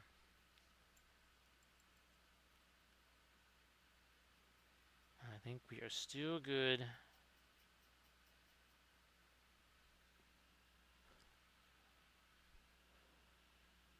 Darken you down a little more here. And then I'm going to try and add even more fine little digital elements here.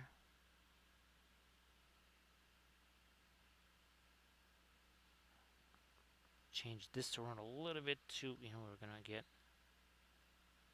a little bit of that blue out in there.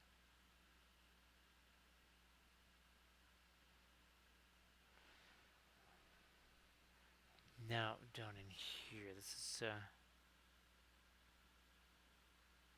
we need to separate some of that.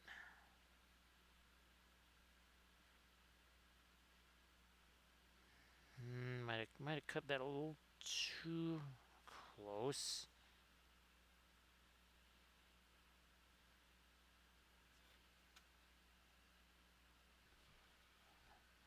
Let me steal a little bit of Prussian blue.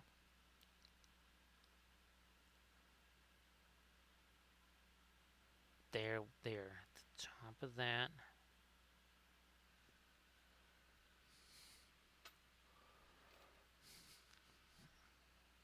I wonder. Let me do that here. I'm gonna just humor me. I want to take a little bit of this warmer green here. Maybe even take a little bit of blue to it. Yeah, this is... It's not so much about adding something that is lighter. See, I'm just trying to get a little bit of this greenish color in here. As there's a lot of the cooler colors. Whoops, we don't want that. Get rid of you.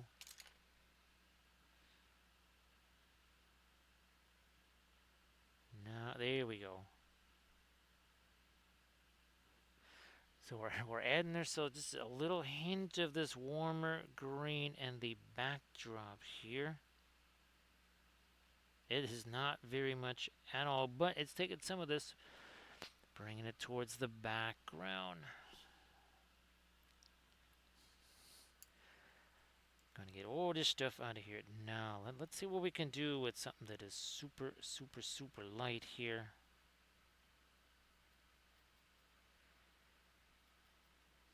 Fine, I'm just gonna put a drop thinner on that.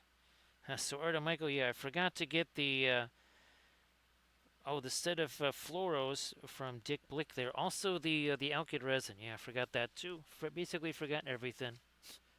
I was supposed to try and get there from Dick Blick, so we'll try to do that after the stream tonight or something. Okay, here we go.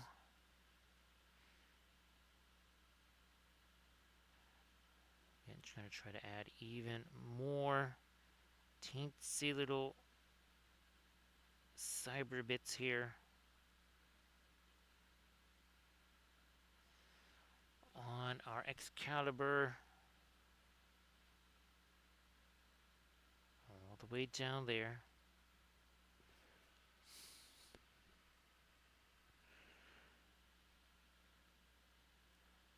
Maybe a couple of these. We've been doing those on some of the cyber elements on our faces.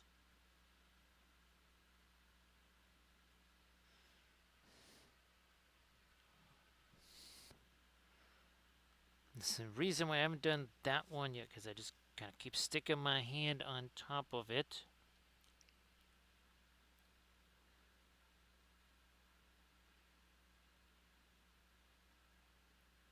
There we are, and let's get a little dot underneath that here.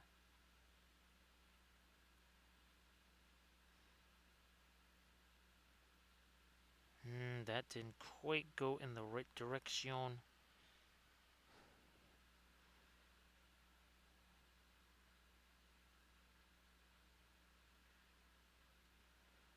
And if need be, we'll just essentially erase some of this. I think we're getting it pretty good.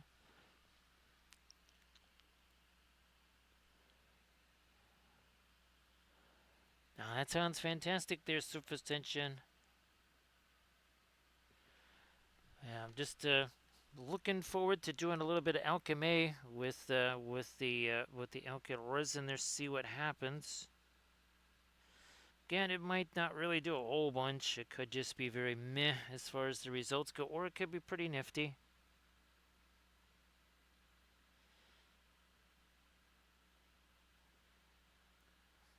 I think if I go... Nope, that's not quite the direction we wanted for that. Here, let me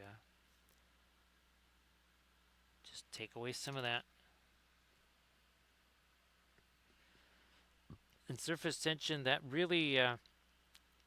that test of the... Was it the cobalt, violet, and those colors that Armored Wolf brought back from Italy there.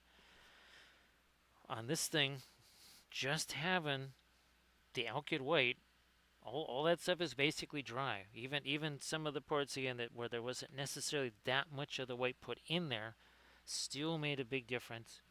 So that's kind of cool.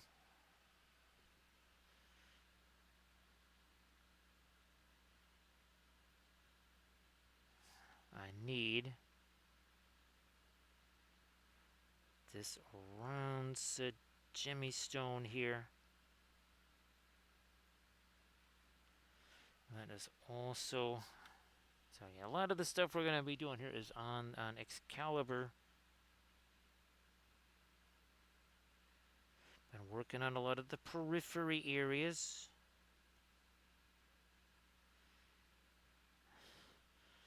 And now it's time to get some of the most dramatic lights in here too.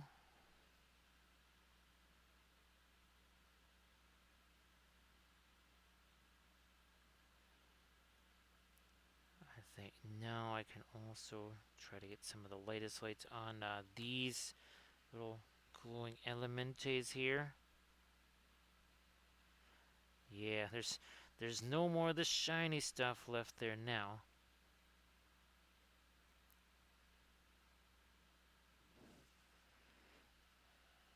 There we go.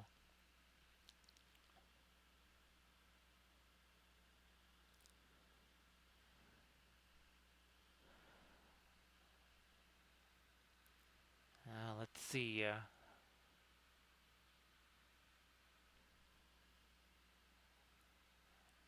That sounds very cool there, Sector X.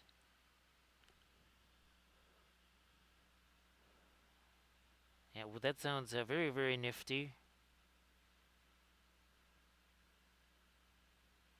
I'm thinking I'm going to try and get me a little bit of lighter something's on some of these leaves here, in addition to everything else.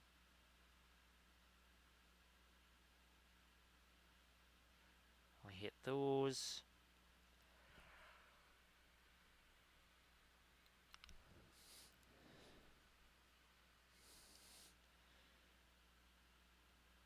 Maybe a couple, again, a little brighter things on some of our trees here.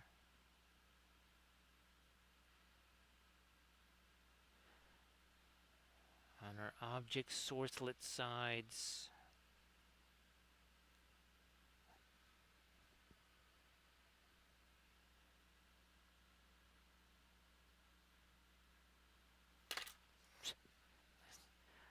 There we are. I keep thinking that this thing is coming. It's hot glued on here. Yeah, I'm not using not using any of the blue tack on this anymore. I'm just hot gluing it on there.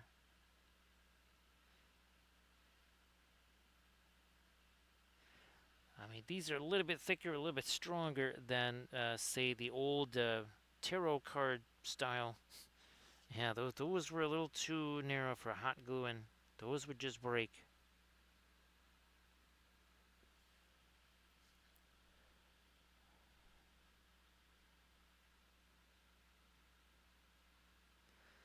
So again, the experiment there, when again that wasn't fast matte white. That was just the Paul Rubens white.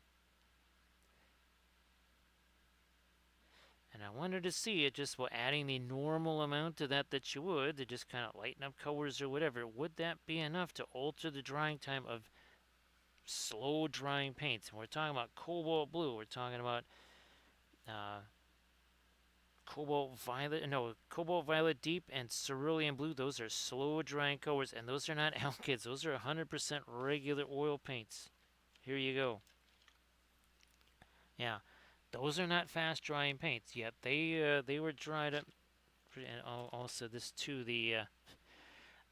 This is again. There must be some kind of zinc white in there. Or something. It does not list the pigments that are in there, but that had to have some kind of zinc white in there. Had to. The way that was behaving there and stuff. Yep, there had to be some zinc white in there.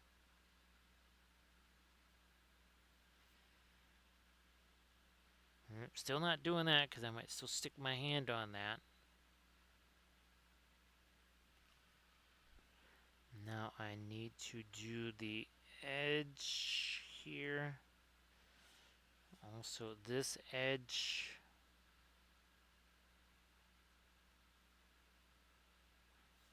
And hopefully that does help it to stand out a bit. So yeah, surface tension, essentially, it was almost like I was glazing the very light skin tone over the top of some of the darker mid-tones and such on the skin.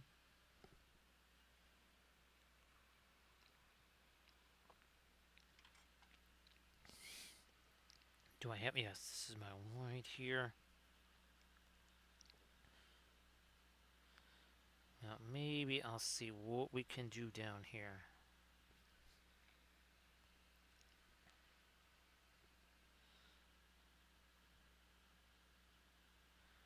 Let me get this going here. Now the nice thing is, since we already have the alkyds, and we already have the alkyd white, just to know that that is an option. Again, it's something that we did before. It wasn't, it was one of those things where it just wasn't quite so hyper aware of it, and I wasn't really looking for it. Now we're kind of looking to see, okay, what can that do? And now we can see, oh yeah, it makes a big old difference in the drying time. Again, the fortunate thing is that, well, if people have the Paul Rubens, it's something they've already got.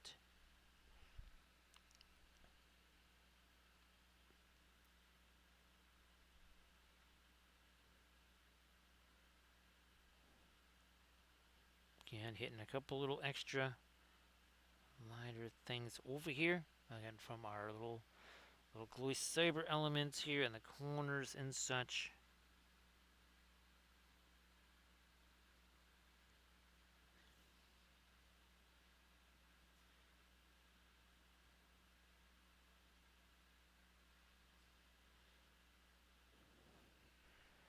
Now I'm going to grab me some of this blue here.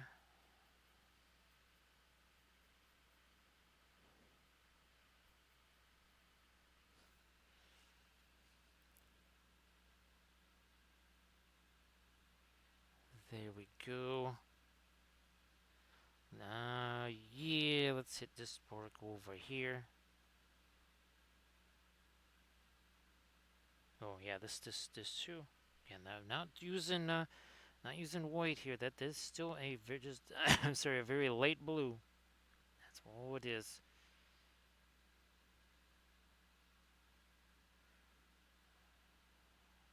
Couple little touches of it on the bark over there.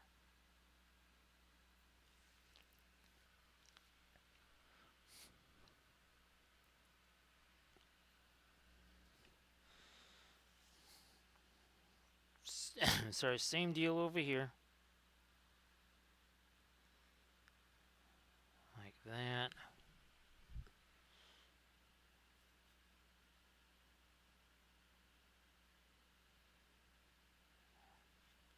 Might even more of the, well, at least some of our sky blue, if not some of the manganese blue.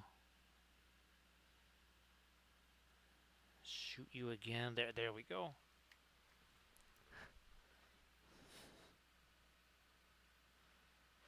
What do we need? I think we need some of, yeah, let's just get some lights on these things right here.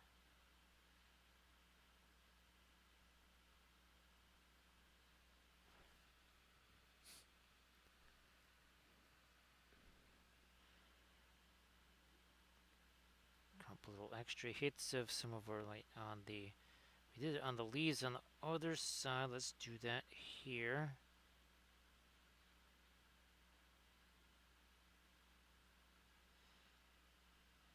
There we go.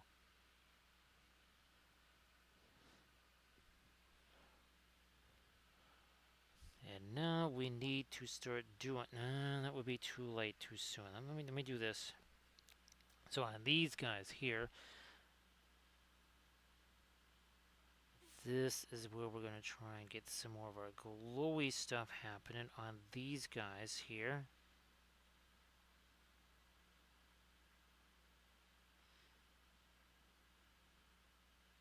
In there too.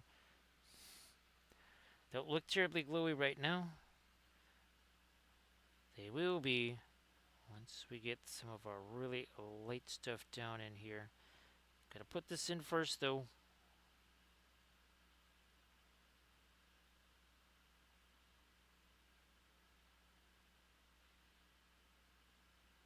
Yeah, a little bit of something there.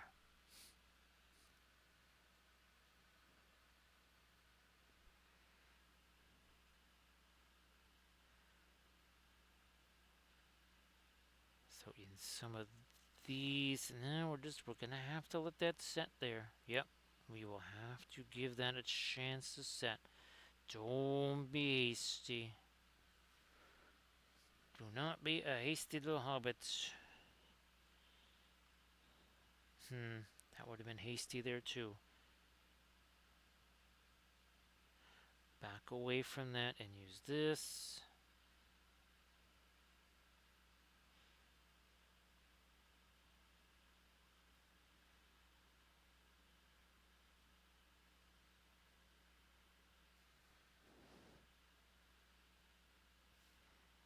Also here.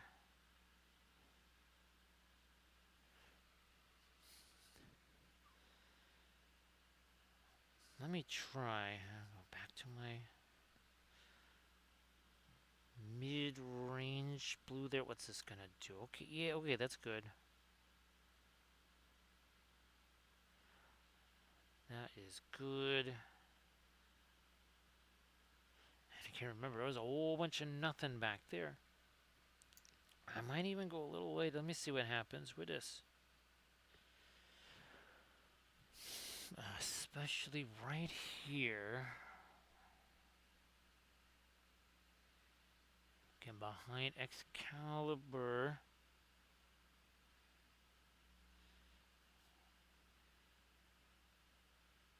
Try some of that here.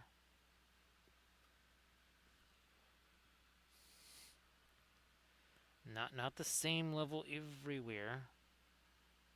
No, that's way too much paint on the brush. We're going to get rid of some of that.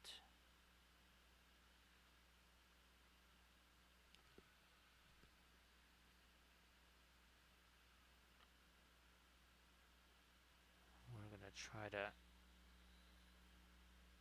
get that the gem there in the pommel of the sword reestablished.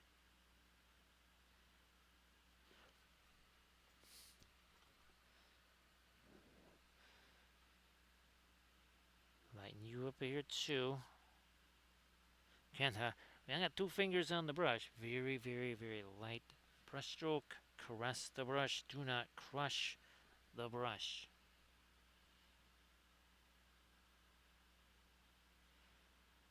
Also,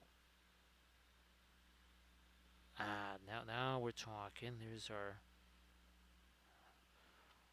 lightest light behind Excalibur.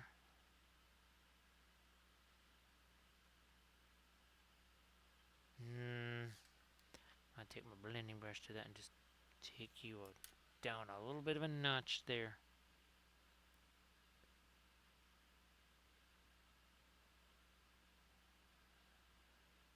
You know, almost like a little bit of forced perspective happening there.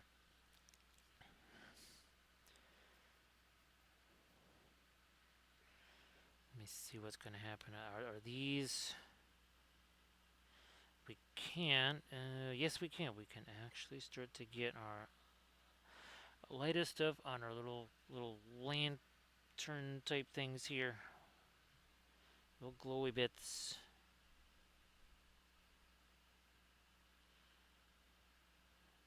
Out here, there's a bunch more over here that I wanted to do. Also, that is going to get more definition there.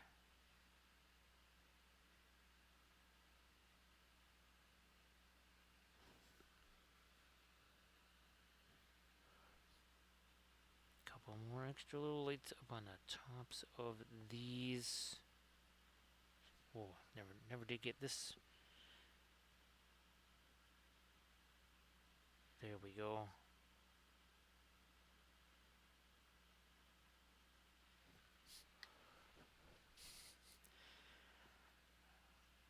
Find a couple lights that are gonna happen over here too.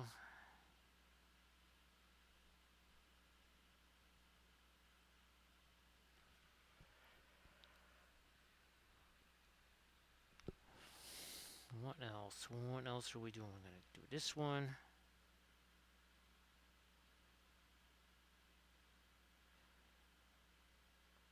Maybe that might be a little too light for getting the side of that tree there, but we'll do it anyways.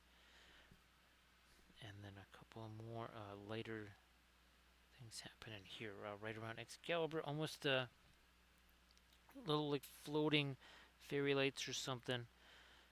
And of course, none of this is still white. I mean, there is still a little hint of color here. There's a teensiest bit of that manganese blue in there.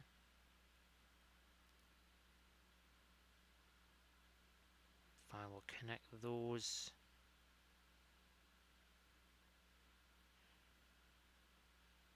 So, again, let's try some of our mid-range manganese blue here to restore that. Now maybe a little bit of the Prussian blue. Let's break out depressions.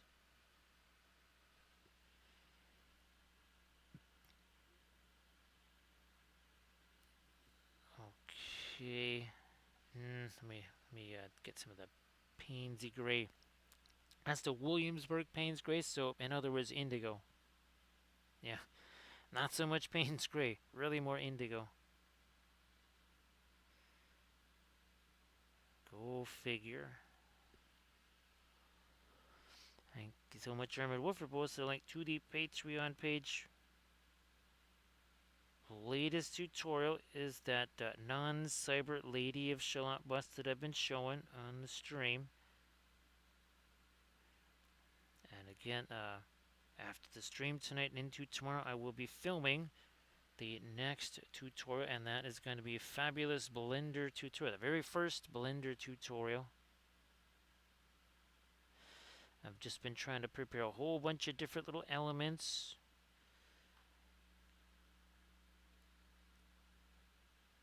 Think of it almost a little bit like the, was it the Eldritch Foundry series of tutorials that I made. Where as I learn things, I will show you what it is that I'm learning. What we sort of call them learn-along videos. There will be times where I just say, well, I have no idea what this button does. We're just going to push it and see what happens. Things might go boom, but then we'll know what happens. We're going to push all of the red buttons. I'm just going to take them and just start slamming them down. Payne's Knave for sure, surface tension. It's just crazy just how indigo, I mean, it's basically out indigo's indigo. It's absolutely, I mean, you can see it here because that's the actual paint right there. That is, that's way more blue than any Payne's gray I've ever seen, that's for sure. I'll sneak me some more of this. Palooza way down in the crevices there.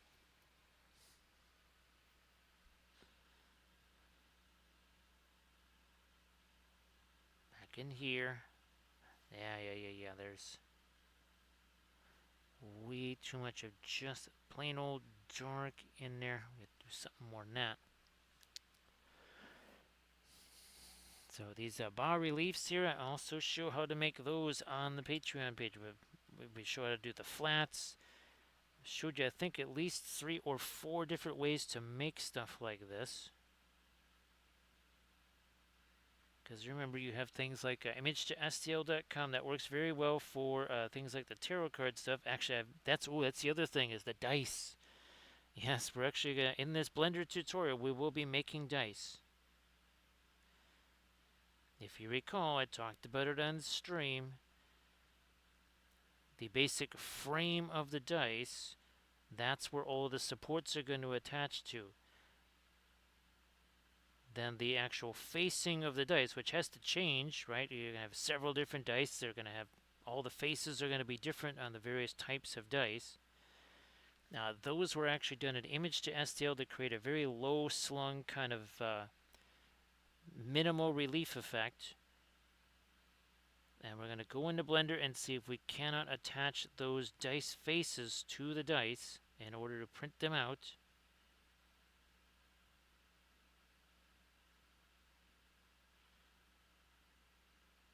And again, no idea if that's going to work the way I think it will. I certainly hope it does. I would say surface tension that those squirrels won't bark at themselves, but I do think that there might be some bio drone something happening there. Actually, it might just reinforce this a little bit. I think I might have just taken me a little bit of our hot. Actually, I could probably use this to set my hand on. Actually, I like that idea. I like that idea. So I'm just going to set this here. And then some of this up here. And now I can actually stick my hands on that instead. Yeah, I can stick my hand on that now. All right, there you go. That'll work.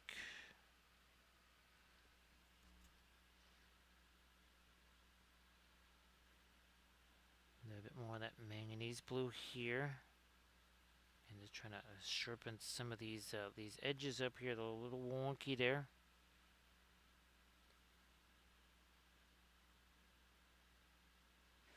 Like that.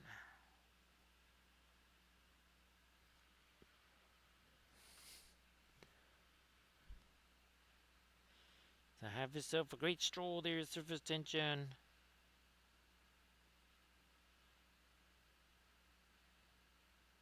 You hit this now, yeah.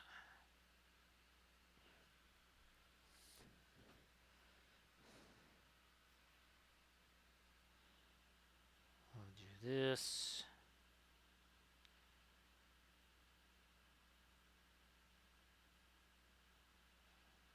Yeah, there we are.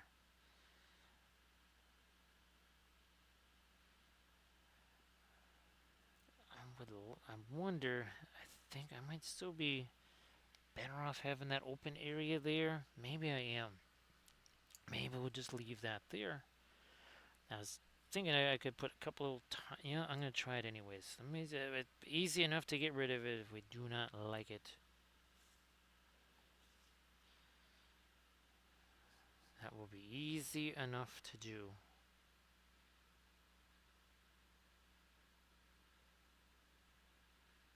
Get you like this.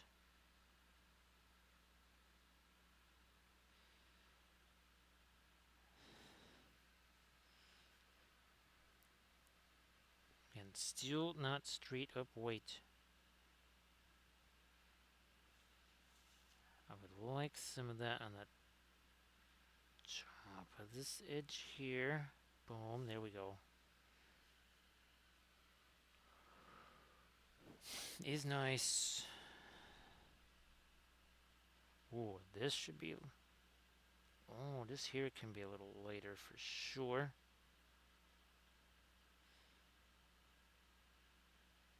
And picking up some of our glow all around these elements.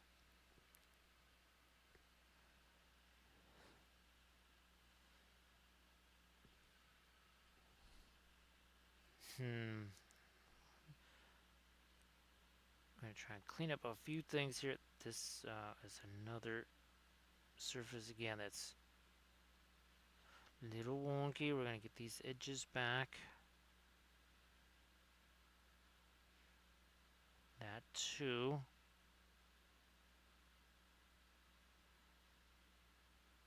And, there we are. Up on top of that. And now maybe here is...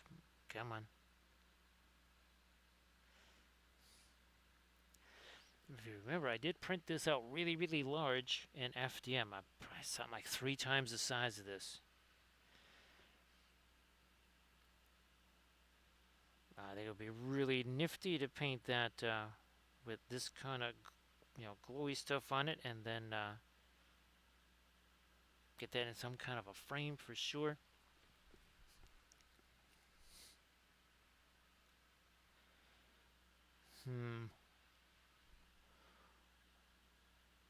That's too rounded. We need to sharpen that. So I'll come back with some of my darker stuff here. 1 sec. I might need to put some more manganese blue out here, but Okay, let me try that. Now back to the light. Let me see if I can give this again a harder edge here. More of a V shape. It was a little rounded, and it needs to be more of a V shape.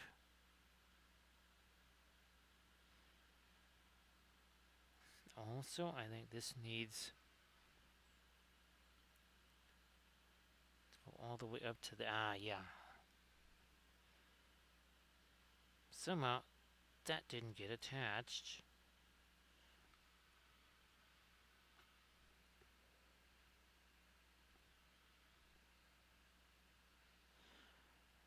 Now we'll come back with some really, really light elements there. Now, what about some, here, let me get back to some more of my blue. You know what, I'm just going to put some of this manganese blue. Now, again, this is the Gamlin version here. I got to see if Winsor Newton has a manganese blue alkyd. I'm pretty sure that I've got regular oil paint manganese blue, probably in the form of, what does this it here? Oh, well, look at that. Actually,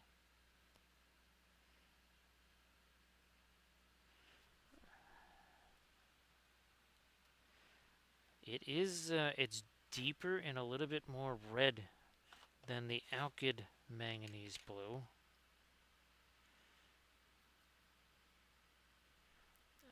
I think there's more intensity to it. Well, here, let's use it. Let's try it out.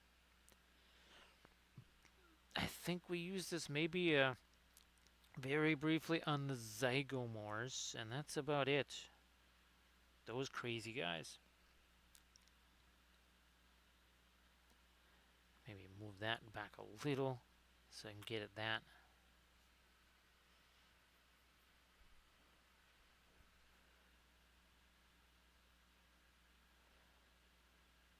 Put that again over some of the circuit tray over here. That covers a little bit differently, as in a whole bunch more than the alkyd version, which, I mean, it makes sense. Keep in mind the alkyd paints, there's a reason why they don't cost the same as, say, regular oil paints. They're not going to have the same pigmentation and such because of, well, the alkyd resin. Again, everything is kind of a trade-off. You trade off, I would say, a little extra control, extra, faster drying time, and some of those things.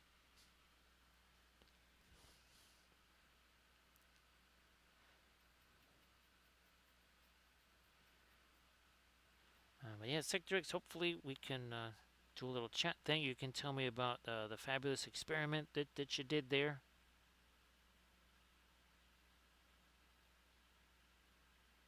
Ooh, here is, let me try it. So I'm going to put a couple of those there. Now, I wonder, let me try this straight away here. Yeah, see, that is the, no, it's still the same deal here. Nice to see you there, Doji. Doji, I'm going to send you some stuff tomorrow. I have a feeling you might be somewhat excited by it. So yeah, I got some stuff I'll be sending you tomorrow. I think you'll enjoy it. It's for stuff down the line. Something tells me you might like it. Doji, why don't you share some links in the chat to some of your oil painted stuff there, some of your terrain and stuff. I don't know if you got more terrain stuff that you're gonna be doing this weekend here, Doji. Can't look at it. Just got the two fingers here. That is it.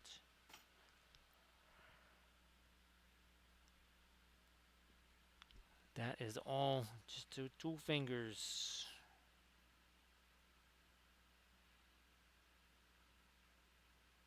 Hit this now. There we go.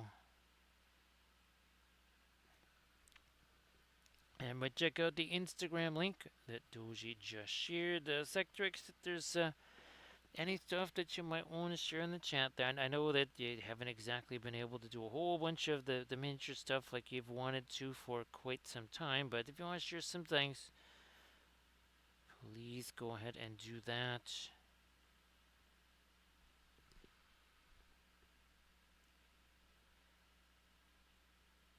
Chuck a little bit of that here. So yeah, this manganese blue, this is the actual manganese blue that we're using, and guess what? There's a big difference.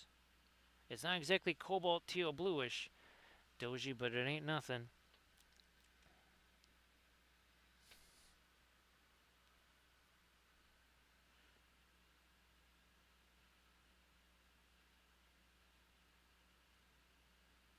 Let me do some here.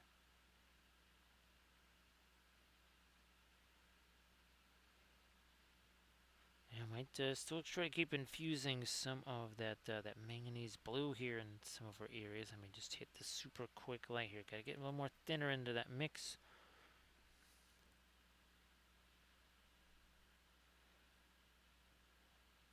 Like we do. There we are. I'm gonna get me a little more of the. Maybe wow, yeah, that is. I mean, it's not like. I guess maybe it's not that different. It's different from the Elka, but maybe not quite super different, I guess.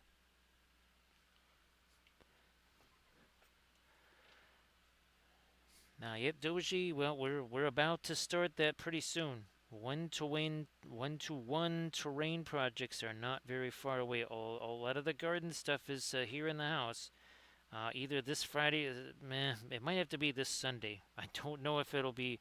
Don't think it can be tomorrow. And again, it's very possible tomorrow that the stream would start very, very, very early, like earlier than streams have started in years. It's possible. It kind of depends on several factors. It was one of those things where I think I would just have to stream early tomorrow or not at all.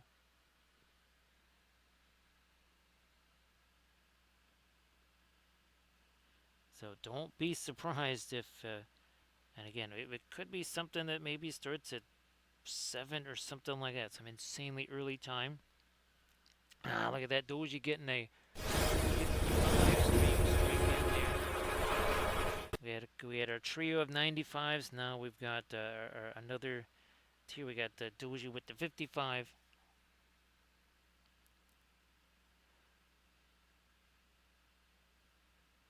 Thanks, Doji. Well, that Blender tutorial is going to be absolutely vital for this, like I was saying earlier, this new line of miniatures that I'm working on. There's going to be many hours spent in Blender for sure. And I mean like many hours. So everybody be like Camda. Everybody be like Camda. Go look and see at what Doji posted.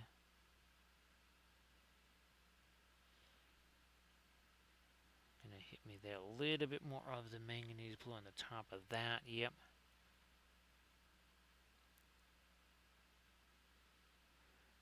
Try and again refine a little bit of that, maybe even over the top of some of this. Just it's not just toning it down. It's actually giving a little bit of more intensity because manganese blue. It's the Indian yellow of blues. There you go.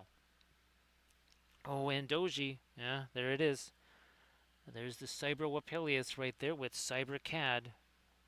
And we've got a giant version of him printing out right now. I mean, he's I don't know. He's got to be like 8, 9, 10 inches long or something like that. He's kind of big. Printing him out in FDM.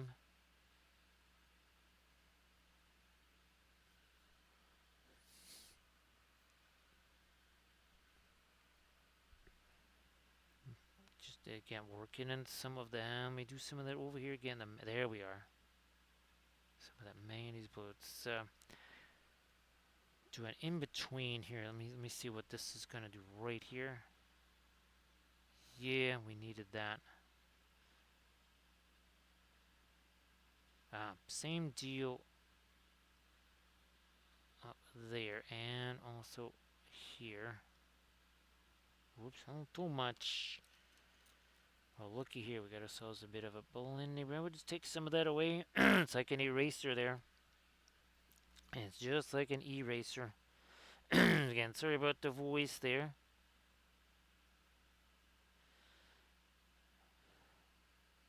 I was was also trying to film tutorials today.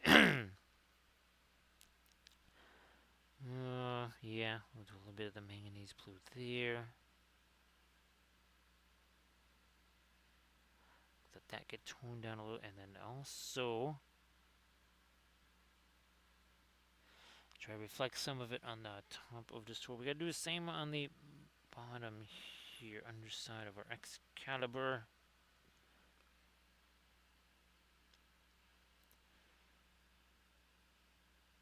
The manganese violet sounds really interesting. I haven't heard of manganese violet. That sounds really nifty. But yeah, we just threw out the actual genuine manganese blue just to see, okay, is it all that different from the Alkyd version?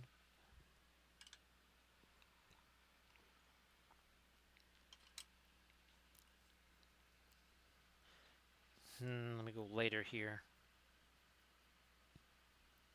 Also a little more thinner just to kind of break this here down.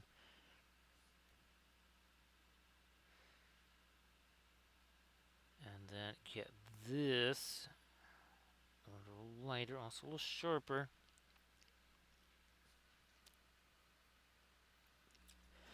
And it looks like the manganese blue was only a series 2.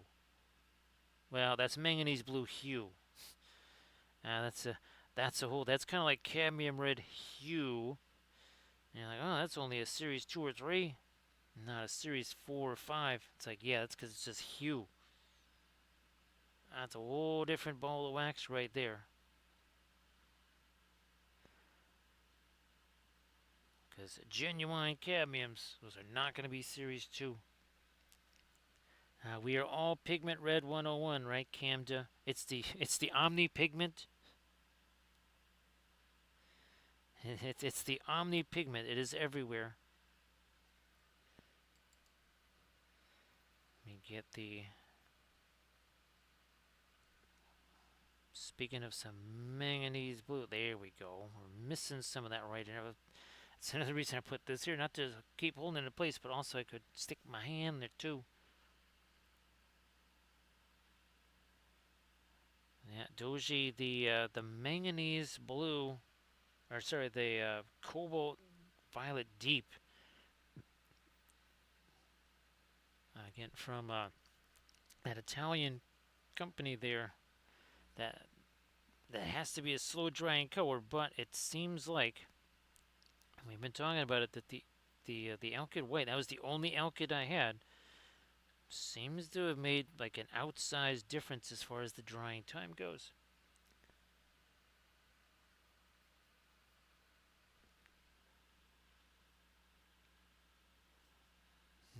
Same deal here. We're going to just try and get some more of our manganese blue across here. Same deal up there. You know what? I'm going to get me a little bit of the Prussian blue to combine with said manganese blue. Look at that. That's nice. There we go.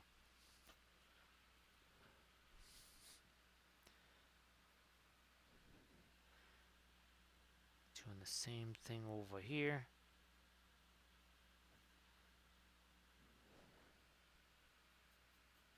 Like you do.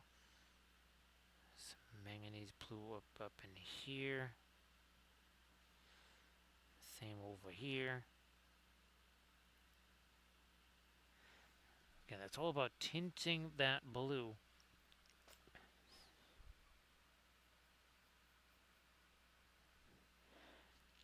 Now this one, as far as the primer goes, it was pretty much just straight up Styrolres. Just brushed it on. And that's the Ebony Flesh. Kind of a dark brown primer, mostly looking like this. So that's pretty much how this was. We did do the lighter dry brushy stuff, then did some glazy things too.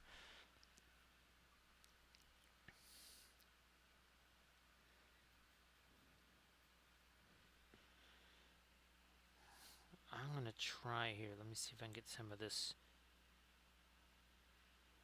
The actual like non-alkyd manganese blue here on the Excalibur. A little more of it.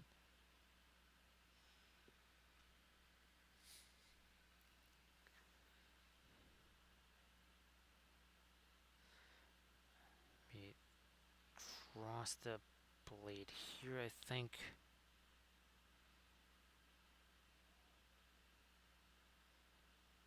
Same deal there, just again toning that down with some of the manganese blue hue.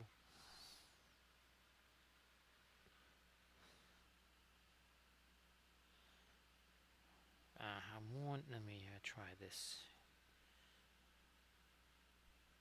here.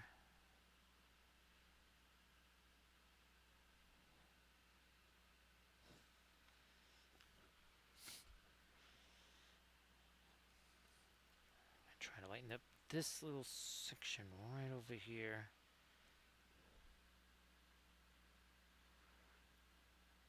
We've got some glowy stuff.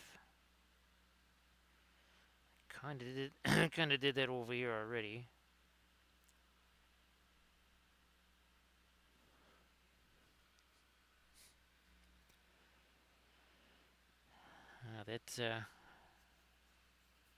That cobalt teal bluish, and again, Doji. Let's put it this way: some of these figures that I'm working on, at least one or two of them are definitely going to see their fair share of cobalt teal bluish.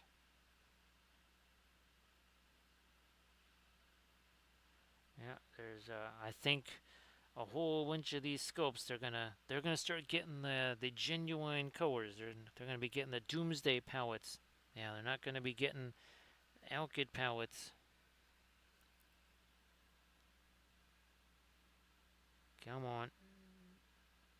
Here we are.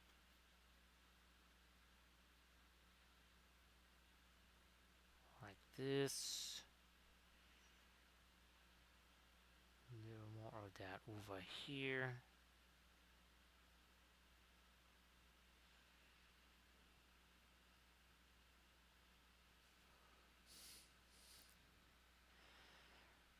Doji,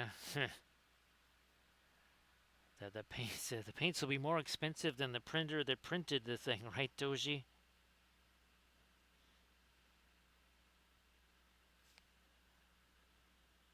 Oh yeah, we're talking about we breaking out the maybe even some of the fabulous. We haven't seen this in quite some time, right? Our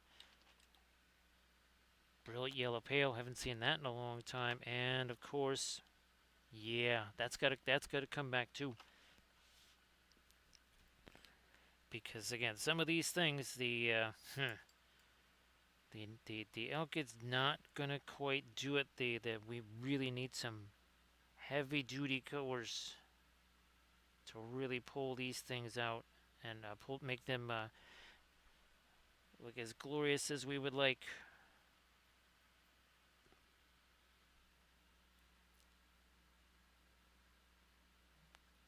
Couple more. There we go. A couple more hits of our lighter edges along some of this. I will go back to the manganese blue for that.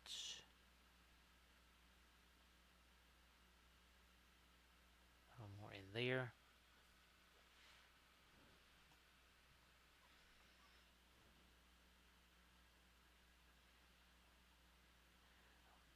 Now, what about these guys over here? So we have some of the reddish stuff going on. I'm going to maybe try it. I'm going to try a little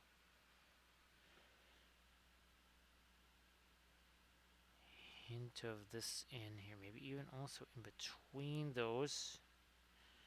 Yeah, to lighten that up a bit.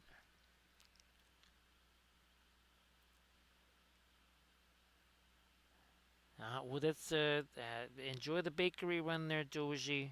Uh, actually, Doji, technically, I've been enjoying a sustained bakery run because I made those cookies for the family for Easter, and well, the folks next door, they kind of for health reasons now I can't be dropping off stuff like that over there for them, so I ended up with a plethora of cookies here, so I had again my own little personal bakery run right there from the Wappleville Bakeries, Doji. So have yourself a good one, and again, the stream might be starting at a really weird time on Friday later today.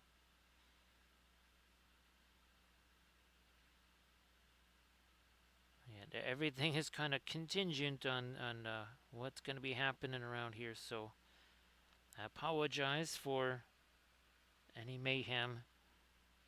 I'm gonna try. There we go. Here, let's get a couple of our little lights down in there too.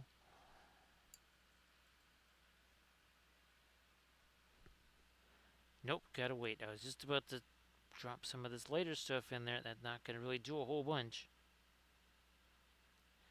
As in, not at all. That's just gotta sit there for a little longer than 20 seconds. Come on. Oh, I guess we'll lighten that up a bit more. Again, just get two fingers on the brush. That is it. That's all there is.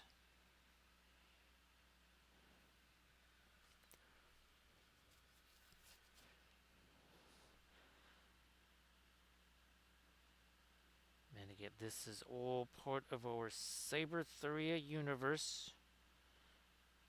We're not just working on a whole bunch of miniatures, busts, and flats. We're also working on a game system. I have dozens of pages of stuff now. I'm going to be printing out some test tiles next week. That's for the game board. It's essentially a tile building system.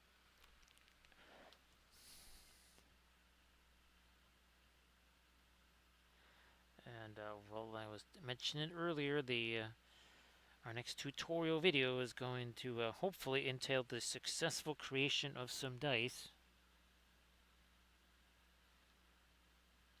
Just gonna pull that back that might be too late. Let's just reverse a little from that. Oh yeah, good thing I did, because that's just about what I wanted right there. Make you a little lighter here.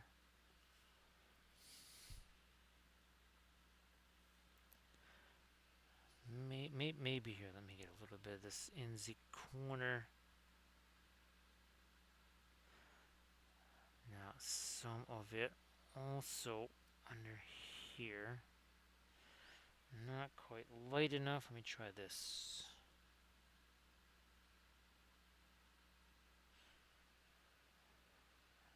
Back to it down here, right underneath this light area here, and then maybe we'll, okay, fine, we'll do a little touch more, and then we're just gonna stop down here with this. Yeah, let's not mess with that anymore.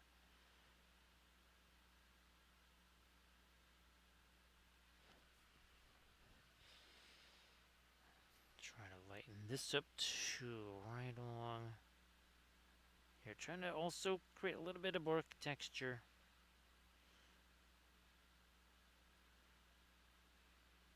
Not a ton. I mean, these are tree roots as much as they are trees.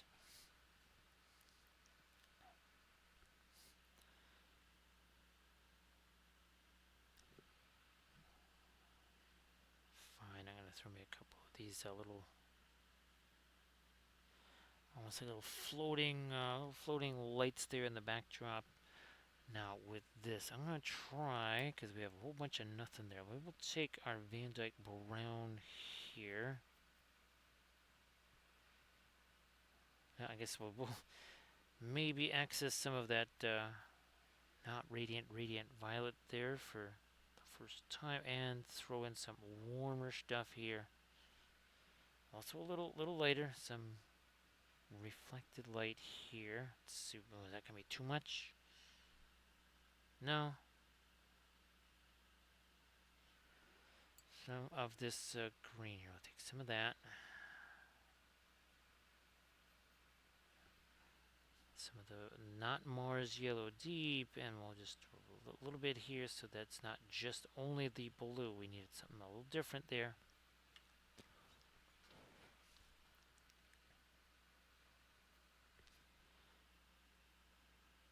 Same in here.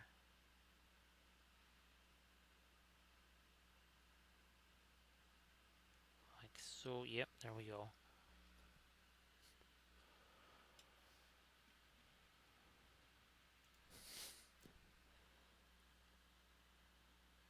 What about back in here? So there's I'm gonna see if I can't maybe chuck some of this maze all the way back there, and then maybe even a couple of those little bits. Oh, change this up a little bit to make that more glowy. I mean, that's right next to it there. How are we somehow avoiding that glow there? All right, now we got it. I think because we pretty much did that over here. For sure did that over here. That means we have to definitely get that on this side too. Yeah, let me back up a little to hit that and that and a little bit here, and now this too. Again, for this corner element here.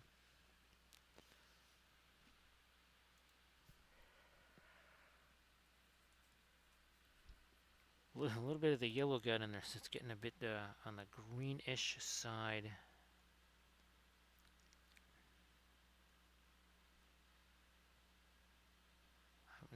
Let me go even lighter here.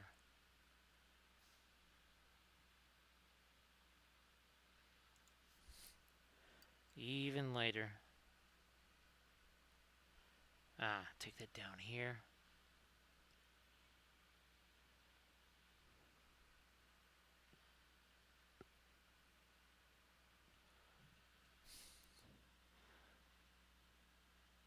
Let's go even lighter here. Get from our glow, from our Excalibur here, our basically digital Excalibur. Because remember, none of our Cyber Arthurians are actually corporeal. We had to make something, right? We had to give them some kind of an appearance. Otherwise, well, it wouldn't be much of a miniatures board game if there was nothing to represent them by.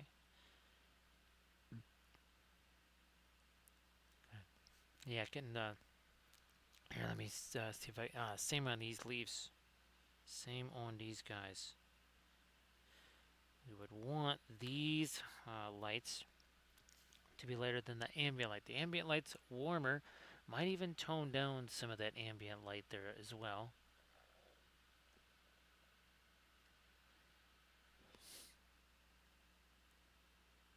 Now I can. There. Oops. Wait. Let me. There's a couple of these I was kind of. Yep. And these over here. Yep. See, that's set now. Oh, it was so easy. So easy to do that. If I had rushed that, if I was a hasty little hobbit there, would have been a problem. Don't be a hasty hobbit.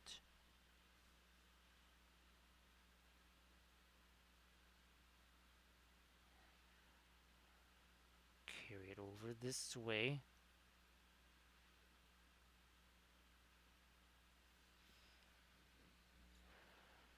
Well, I'm sure you feel a whole lot more refreshed, right, Irid?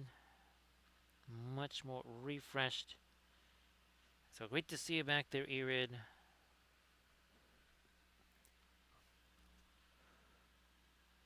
I got this light in the other corners. Didn't do it in this corner.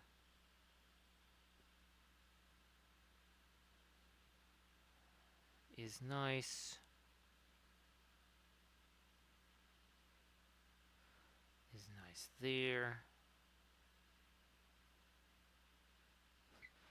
Ah, down here too. Well, I was for the longest time. I was kind of anchoring my hand there, so ooh, to also get a little something, something there.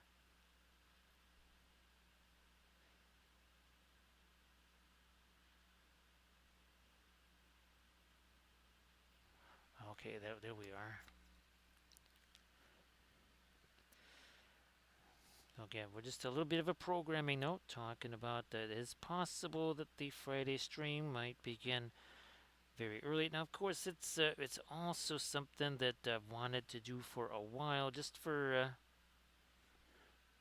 especially for the folks, say in the Eastern time zone, where it might be again, it's like 1 o'clock in the morning for them when some of these streams are beginning. So I thought, well, okay. The other thing is, it would certainly be early enough for them. So again, that happens. Don't be super surprised. You have been forewarned. It could be a very early stream, like hours earlier than normal.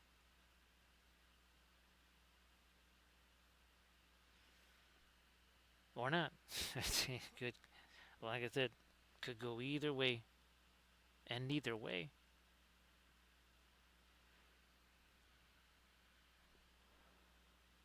I wonder. Here, let me. Okay, we got some of our green on that now. Basically, just taking the manganese blue and a little bit of the not radiant color in there. I'm going to take a little bit of the green, a little bit of this, well, indigo here. And I'm going to try and do a little bit of a little bit of shadow over here. Not too much.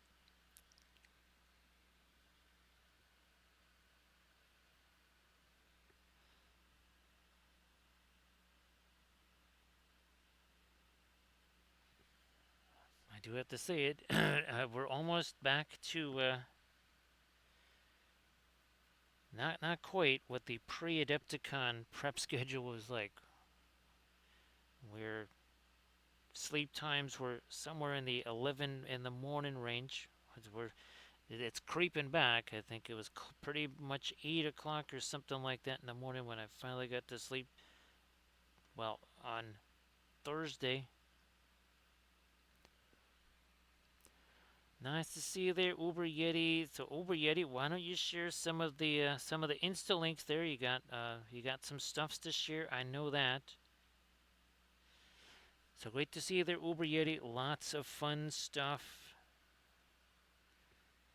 that I've been working on over the last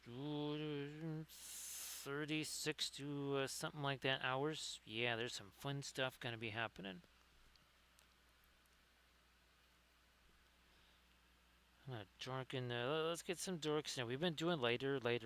How's about we maybe chuck in some shadow type things here too.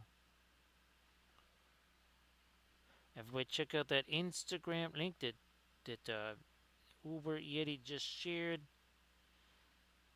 And of course, well, Uber Yeti, if you want to share the YouTube channel stuff there.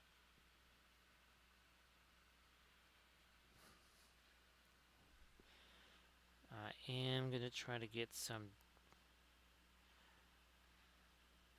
darker stuff back in here where our leafy bits are gonna go.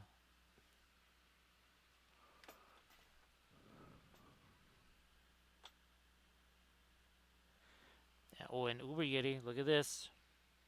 There he is. There's Cyber Wapelius for the Monday stream anniversary. Also Cyber CAD, and we are printing out. This is a slightly larger version. We got a really big one printing out FDM, and the hope is, anyways, we can take stuff like our Perling Crimson, some other fabulous, really intense dark colors, mix those with interference colors, our iridescent pearl white and make all kinds of fabulous metallics. So CAD would be a very fabulous, shiny red dragon. Now, thanks Uber Yeti, we did break out, just for the funsies of it, we broke out the regular version of Manganese Blue from Gamlin. Yeah, it was Kathy's sister had sent me that. And the last time we even touched it at all was when we were doing the Zygamores.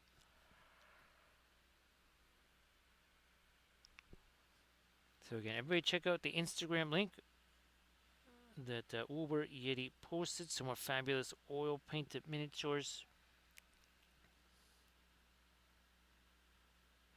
So yeah, Uber, yeah, definitely Camda. We're gonna be using the also Perline Black. It's been a while since I've combined that with the iridescent pearl white.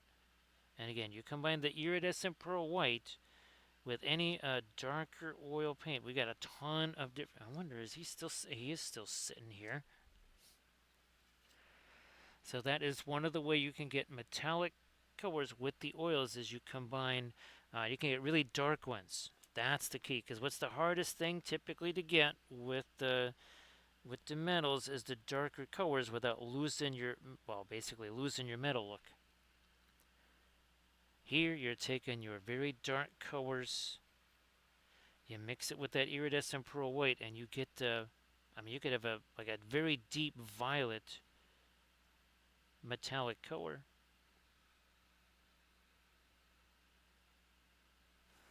Yeah, Camda, that is what it's. You want it to be able to do that so that it can make things really dark.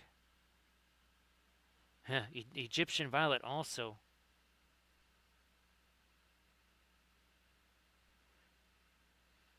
But yeah, you want to barely, almost like barely be noticeable that the flakes are in there.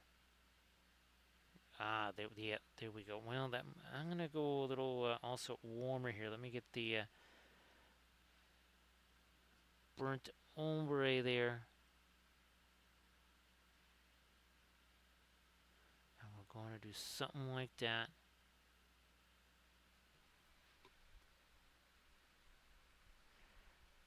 Let me get rid of this.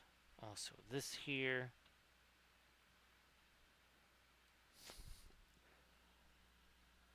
I'm gonna try to sharpen up a couple edges along there too.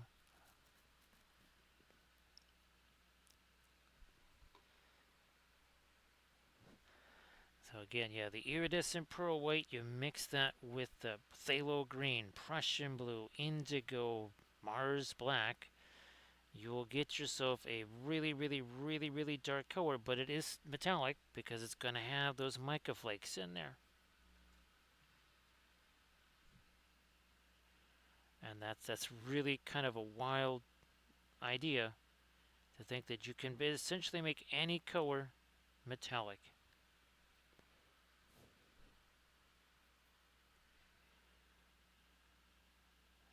Because again, the people they do all this metallic stuff, then they'll take some kind of this is what the acrylics or whatever.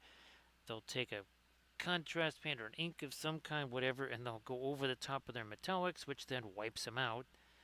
Because now you got a whole bunch of non-metallic stuff. And of course, having the interference colors be part of that, ooh, that's going to be very cool.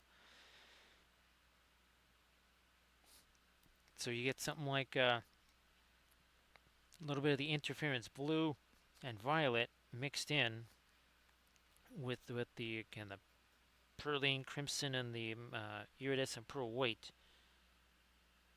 Man, that's gonna make some real interesting color shifting for sure.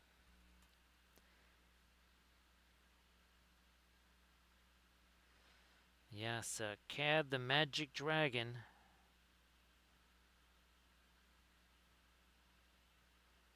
You know, I'm gonna let me see what happens with this. put you in there, and now we'll really. But okay, no, there's a big old glob of paint down there. That would be, even with alkids, that might take a while to. There we go. Okay, that's better. It's like, no, no, nope, that's going to be too much.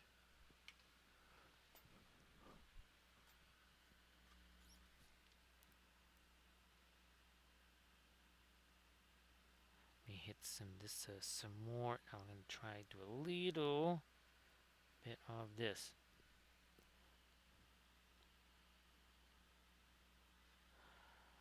Now, so Uber Yeti, that is that new ABS stuff, and I have to say, well, they stopped. They don't have the smoky black Soraya anymore. And the one thing about that is that it does it really cures super nicely because, well, obviously being, well, semi-translucent to almost totally translucent, that light can really get into everything. I have the navy blue or navy gray version of it. That's what I'll be trying most likely tomorrow.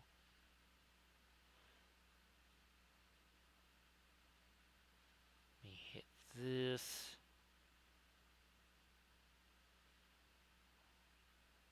I will probably be trying that out on, I think, well, probably the Cyber Galahad figure. Oh yeah, and we're hoping to have a whole bunch of starships printed out, not for this coming Monday, because that's the streamiversary, but the Monday after that. Some genuine Wapoville shipyards ships there for not this Monday, but 2 Mondays from now.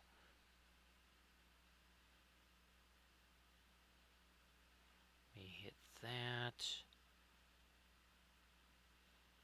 And here.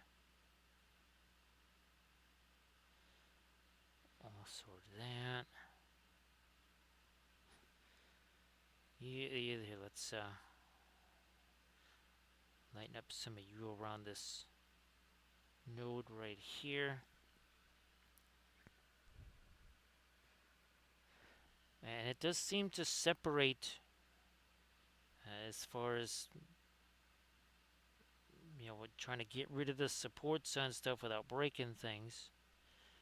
And of course, the Mordred was also printed in that, and it was really good for his cloak, because there was a couple of times I would have just snapped those pieces off. They got caught on my hand or whatever. So yeah, several times those would have been snapped off.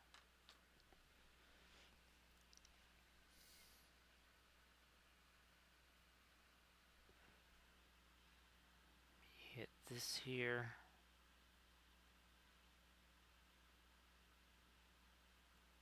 Alright, some more there. Maybe make you a little lighter after we drop in a couple of our lights in there. Here, let's hit him with this.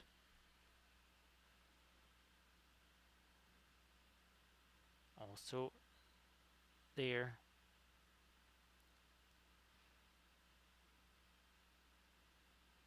Top edges of these get maybe a little lighter, maybe even a little more of our light here.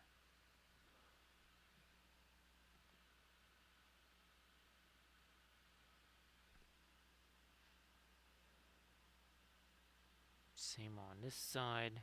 Oh yeah, up on top of these guys a little bit.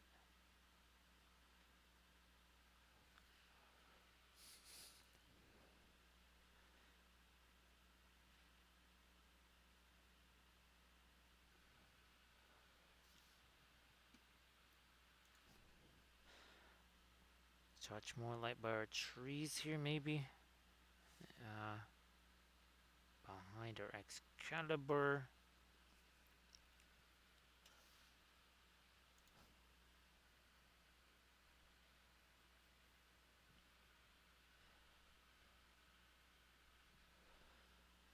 Sticking with this this much lighter stuff. There's much thinner. I'm gonna take some of that away.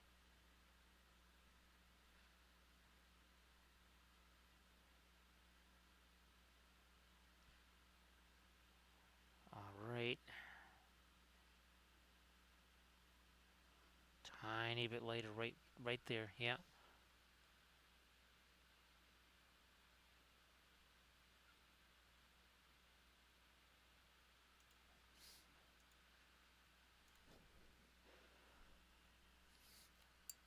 Now I'm going to take this on here. I'm going to grab one of my...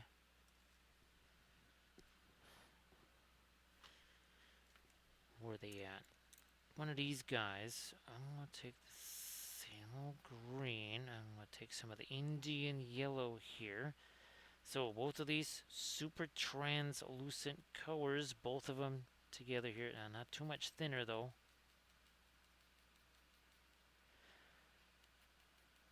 The crazy thing again about Indian yellow is it is hyper translucent, but man, it's really a very thick and heavy color. Takes an awful lot of thinner to break that stuff down.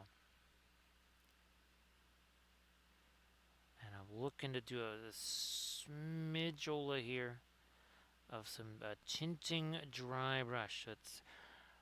This is again a thing that you got to be very aware of.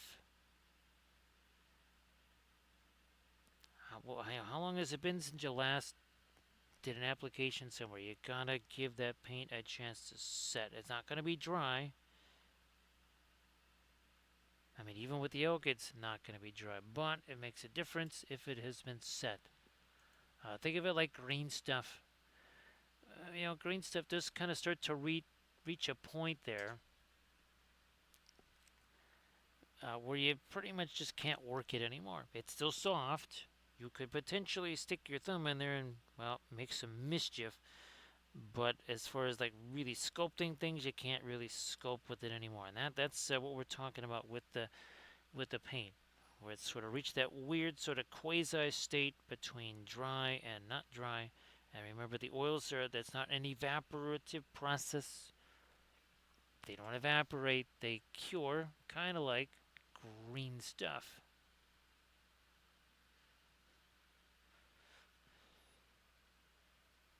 So again, different process, you gotta keep that in mind.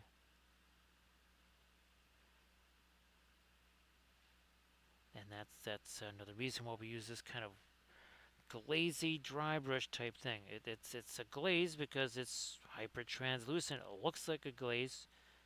We're not putting it on there like a glaze, that's for sure.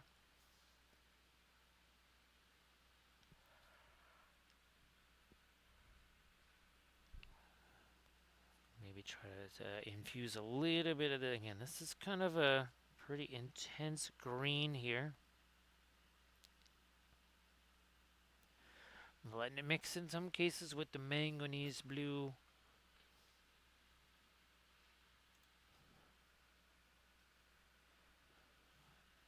And again, using the both the Elkid version and then the regular oil paint version. They're both from Gamlin. The Gamlin Fast Matte version, well, that doesn't exist anymore. They, I believe, have canceled the entire line of all Fast Mattes, including Fast Matte White.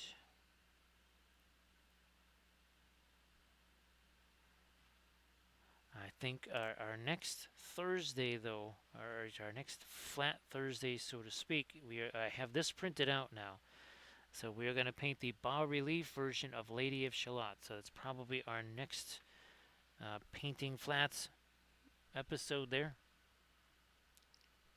I never got a chance to paint that one, so I've been looking forward to that. Obviously, I'll be able to do even more stuff with the mirror. And of course, again, the mirror represents, it's essentially the main frame. That's Lady of Shalott, not necessarily a character in the Cyber Arthurian universe there, more of an event. Essentially, Mordred sows discord, he fractures the code, and that also then overloads the mainframe. Mainframe shuts down. And again, Lady of Shalott represents the mainframe.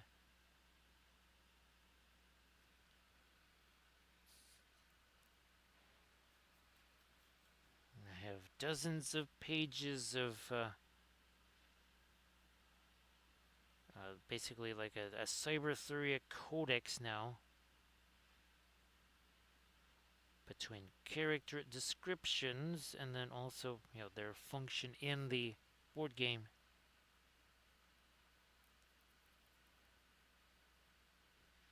Yes, when the Lady of Shalott event happens, basically every character that is out there takes at least 2 points of damage. It's not a great event for anybody.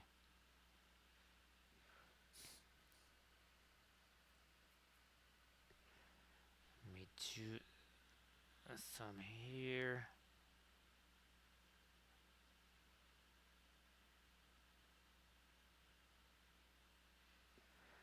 So again, now bringing in some warmer lights here. We have a whole bunch of cooler light colors. Now we're going to bring in even more of the warm. That's a little too late, maybe. Well, we'll just we'll take that down just a bit with our blending brush.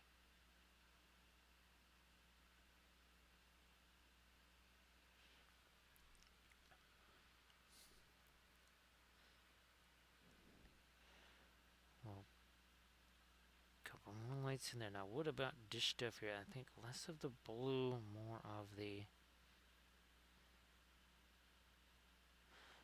Again, that's a warmer color. However, it's not as intense. Not as intense as the blue that's running. It's usually warm colors come forward, right? Cool colors recede unless we kind of throw that on its head. And the warmer color is more kind of subdued, more grayed down, and your cooler color, well, it's a manganese blue. In other words, a very saturated blue.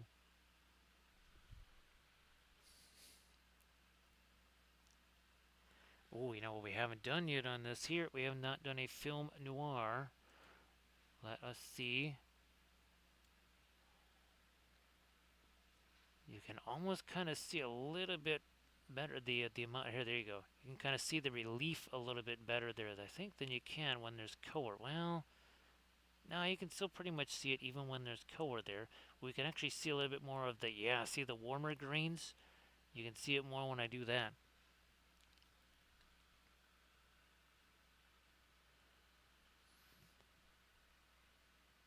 Whoops, wrong way with that.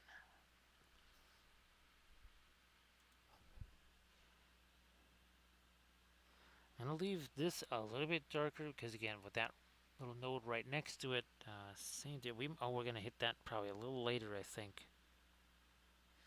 I think we will. I'm just going to try to get a little something on these guys here.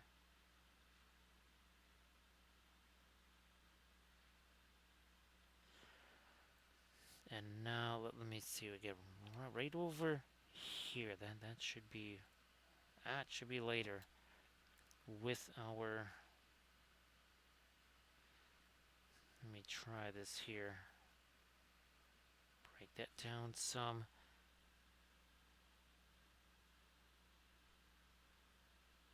There we go. And again, this brush right here. That's a crap. We're talking about 50 of these for $9. 50 of them. Because the other craft brushes were just too darn pricey at 20 cents a piece. Do these last very long? No, they don't. They don't have to. They have other functions. Again, remember these. We use these as much as micro blending brushes as we do as painting brushes. What makes them not be as nifty as, say, our liner brushes is what makes them way better blending brushes.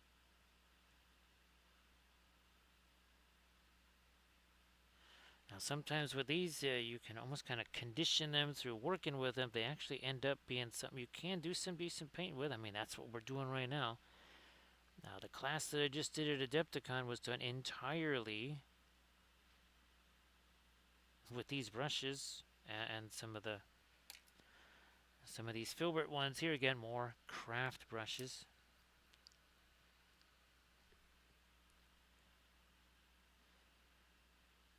gave up on the sable brush. This is like years ago.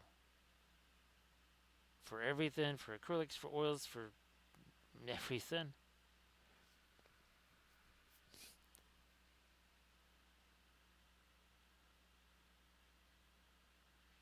Down we go here.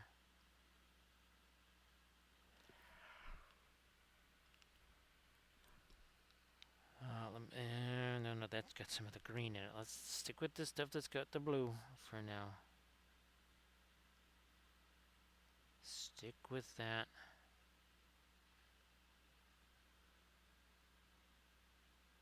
Hit the side of this a little more. Yep, there we go.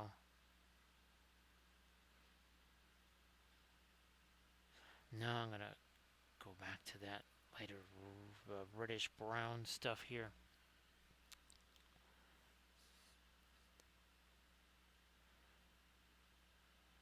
Like so.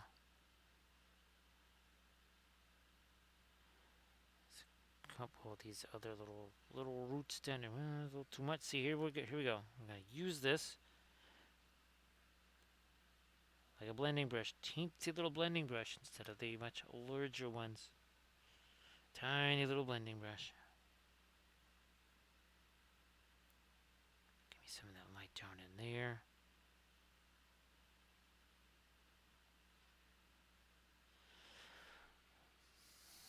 So again, for the folks that are just kind of coming in here more recently, don't be surprised if the Friday stream is a much earlier start than usual, like potentially hours earlier. And it's something I've been meaning to do for quite some time anyway. It's not like that's out of nowheres.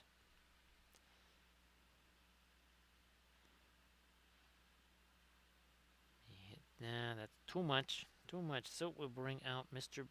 Micro Blending Brush again. Boom, it's all gone. All better.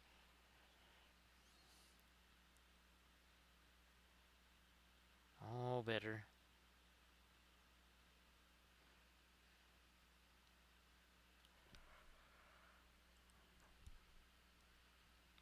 Bit more of this, almost like a reddish brown here. And now to make the lightest version of it, I have been getting our light blue stuff in there because again, that kind of adheres to the whole. If a color goes somewhere, it must go everywhere.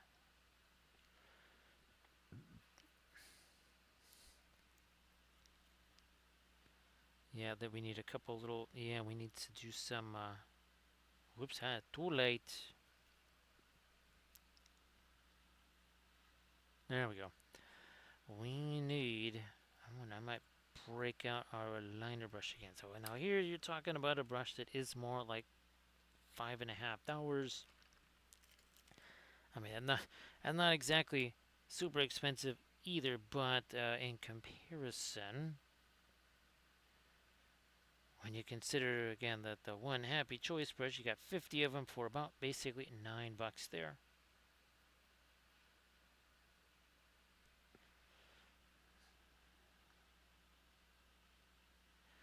Now I'm gonna see about really throwing in some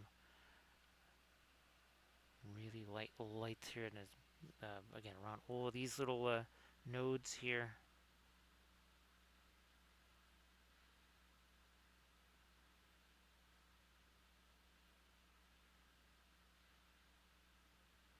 All right, there we go.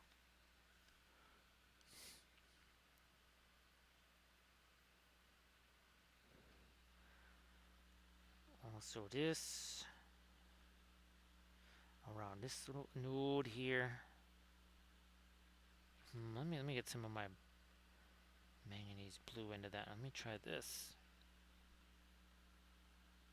Yep, just enough.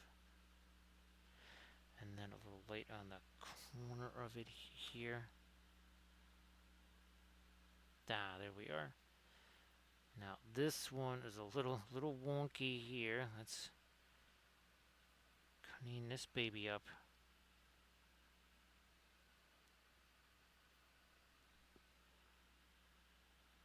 you do here. All right.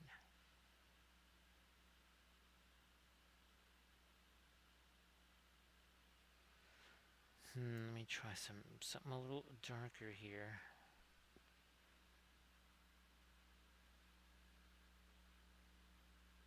Like that. Okay.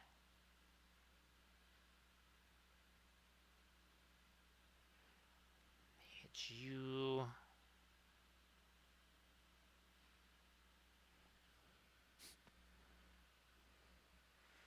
So for the Friday stream, I would probably either do the repaint on the Nimue bust, or maybe the repaint on our Guinevere, or I actually have an alternative Guinevere that is printed out now. That depends what gets printed. I would imagine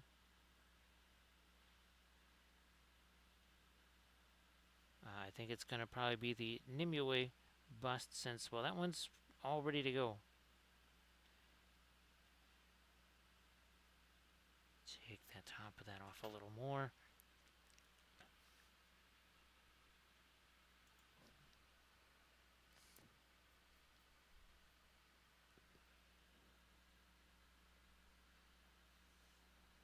This is a little wonky. We're going to try and get some of that darker, again, manganese blue down into the crevices there.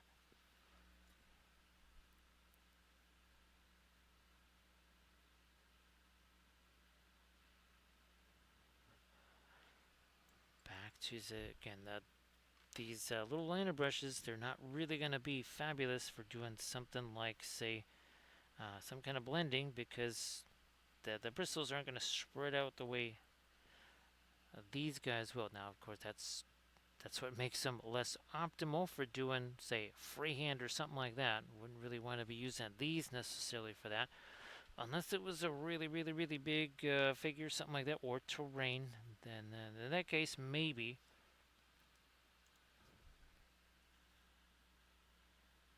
Now I can finally get at this over here.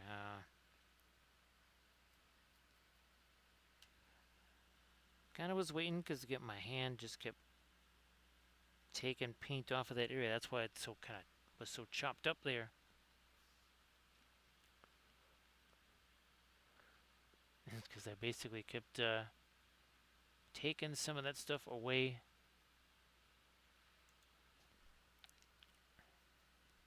You can see it on my finger right there.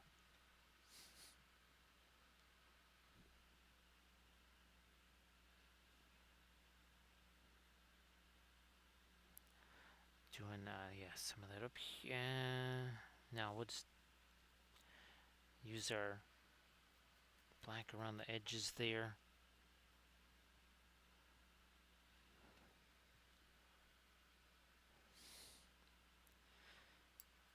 Back to some of my lighter stuff here. Where's a little bit of that manganese blue.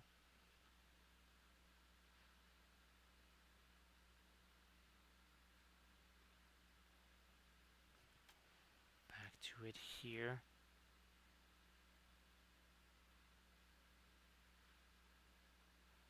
And there we go. Down here a little bit more. Over here, don't need quite so much of that. Bring in a bit more in this corner.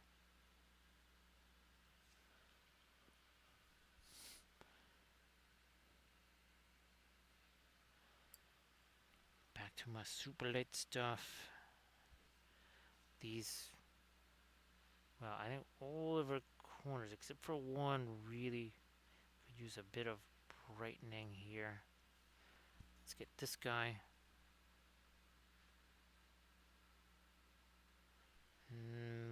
Little more paint, also a little bit of thinner. Too much, it becomes a pin line wash. Just enough.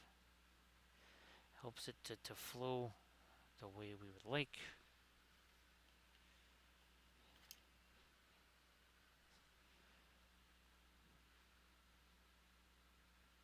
In we go. There we are.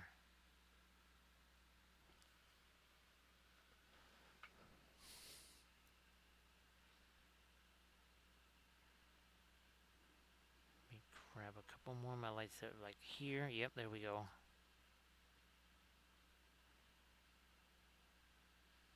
Couple more little bits here.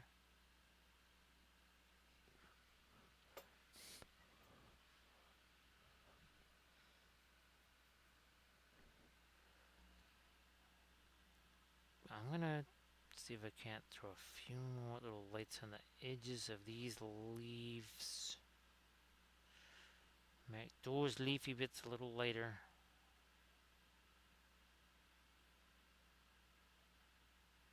And again, almost doing a little bit of forced perspective there. Kind of taking these bits here and then kind of spreading them out on the, again, that flat surface there.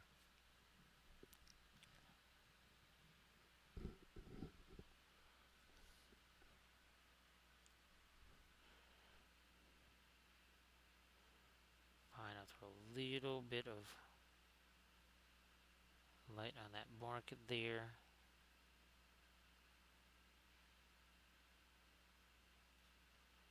No, that is still not quite a sharp enough edge. Now it almost is.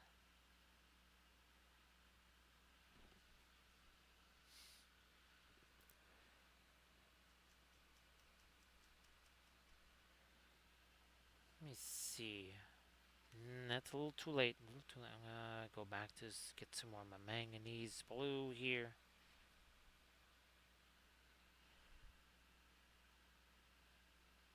Yeah, that's back to being more of a mid-tone. That was a super, super light mid-tone right there.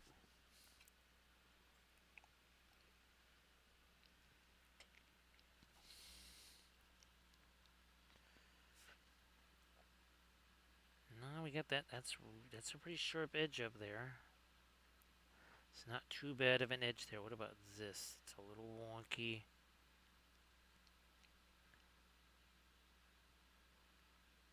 Drag that on. Also here, let me get a bit more of the blue in that.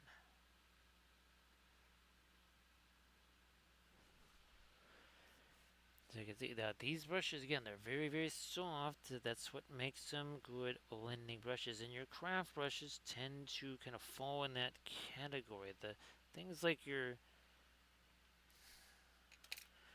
filbert brushes, they tend to be a little bit more stiff on the bristles there.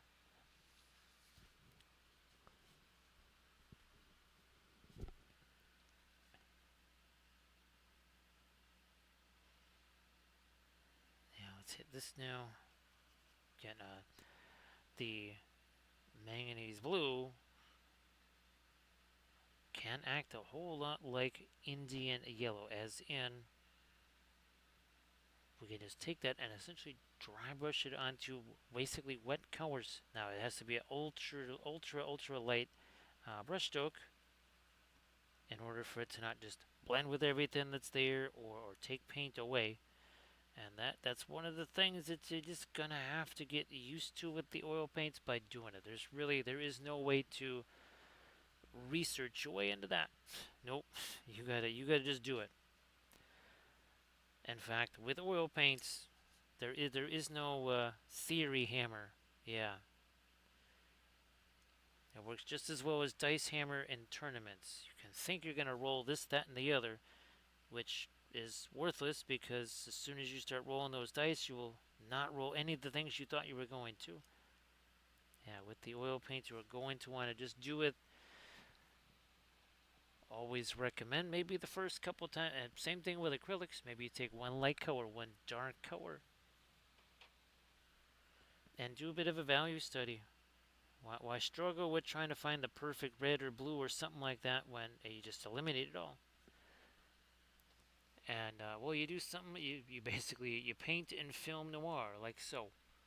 Yeah, no, there is no color. You just basically have your light and your dark. That's a good way to learn about midtones. Because well, guess what? Midtones, that's where most of the colors are there. If everything was a highlight or a shadow, then, well, it'd be kind of a weird looking universe. Be real strange looking. You look like some kind of very bizarre pen and ink drawing or something.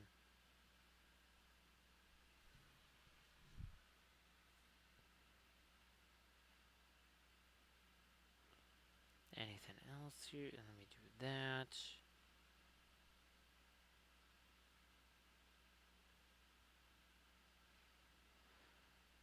Couple little bit of, yeah, a couple of bits of light on here. Fine, we'll pull that across a little more.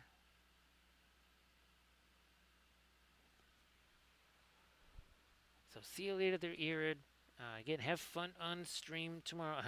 Who knows, Irid, I might actually be streaming when you're streaming tomorrow, which would be 7 p.m. Central. If you wanted to share your Pinterest there one more time there, Irid, before you head off to sleeps, go ahead and do that.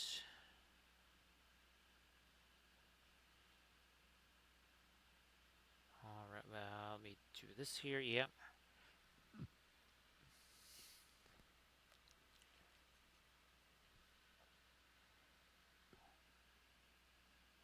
Maybe, again, drag a little bit of our, I almost said cerulean blue. Everybody check out that Pinterest link that Irid again wanted to just shared. So Irid, have yourself a good night. Sleep there. Appreciate you being here like always.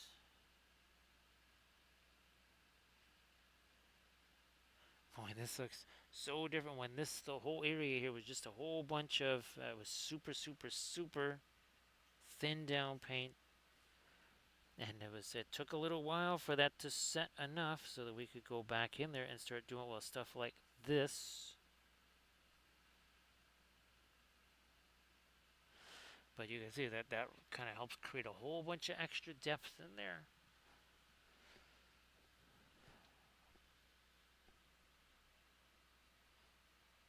Nope. Let me go back to this. Maybe this is too light. I don't think so. No.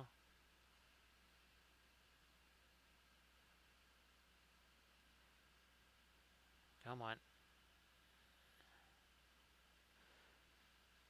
And that just kind of represents the light sneaking through between the trees and the roots and all that kind of stuff.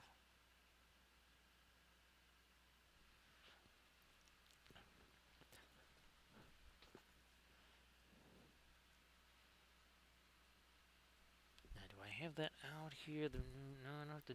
Well, actually, it would either be the Nimue bust or perhaps even this. But I think it'll be the Nimue bust because, well, we need that for filming. So I think that's we're kind of focusing on all the Cyber Arthurian stuff for right now because I want to be able to make a video on all that stuff. And well, so much of it was sold at Adepticon. We got to replace a bunch of it. Poof, there we go. All right. One last little bit of light up in there.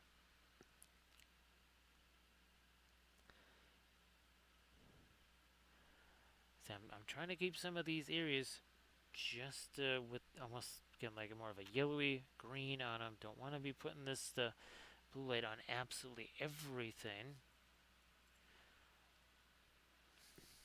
I am gonna grab one of these guys here. We'll take the manganese blue. We're gonna try and break some of that down here.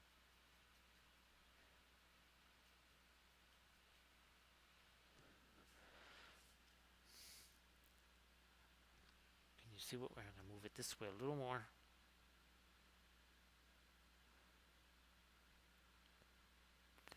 That way.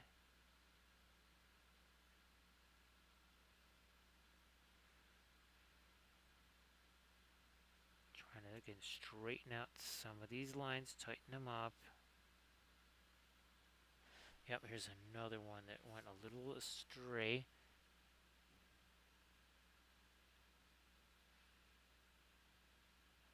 I think that a little bit might just do it.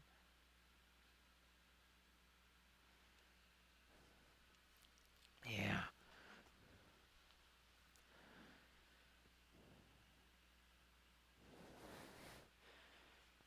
course, I want to thank Armored Wolf for doing the moderations.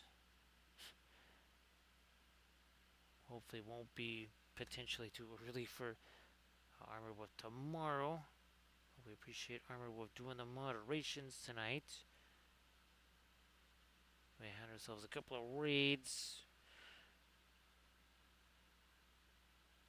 We had Kaylee and Catmaster, kind of like the traditional Flat Thursday raids on Friday. Because, you know, by the time they're raiding here, it is already Friday.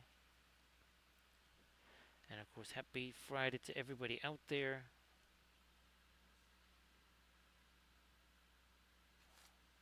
Come on. That way.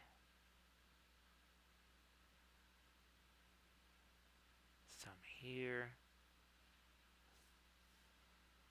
And let me redo this down here.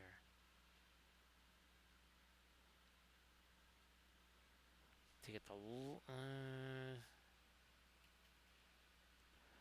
let's see. Is that going to be too late? I don't think so. Yeah, that's proximity to the node right there. Yeah, that's fine. I think being that light.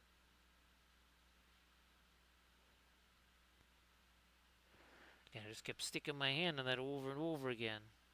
So I put this little bit of blue tack here just so I could stick my finger on that and not. I can see a lot of that paint has come off. There was much more on there before.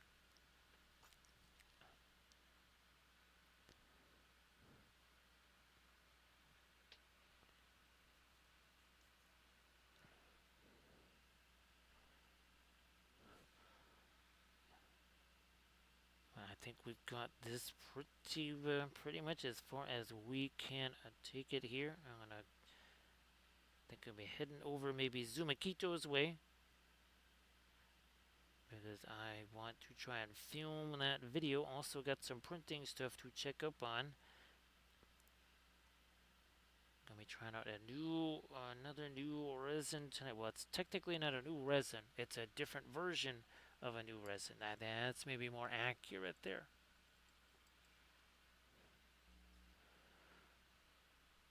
So again, want to say thanks to Armored Wolf for doing all those moderations. That is appreciated. And my last few little bits. Again, this is kind of a lemon yellow here.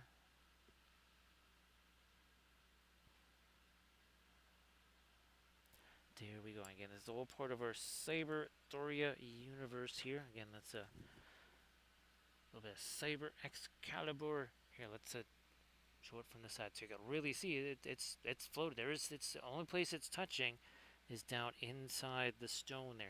We haven't shown it from that way, so you can really see how that is separated there. So yeah, I appreciate all of the bits and the subs and the follows and the cheers and the raids. And again, we'll be back at this hopefully a little bit later today. So thanks again, everybody, and I will hopefully see you then.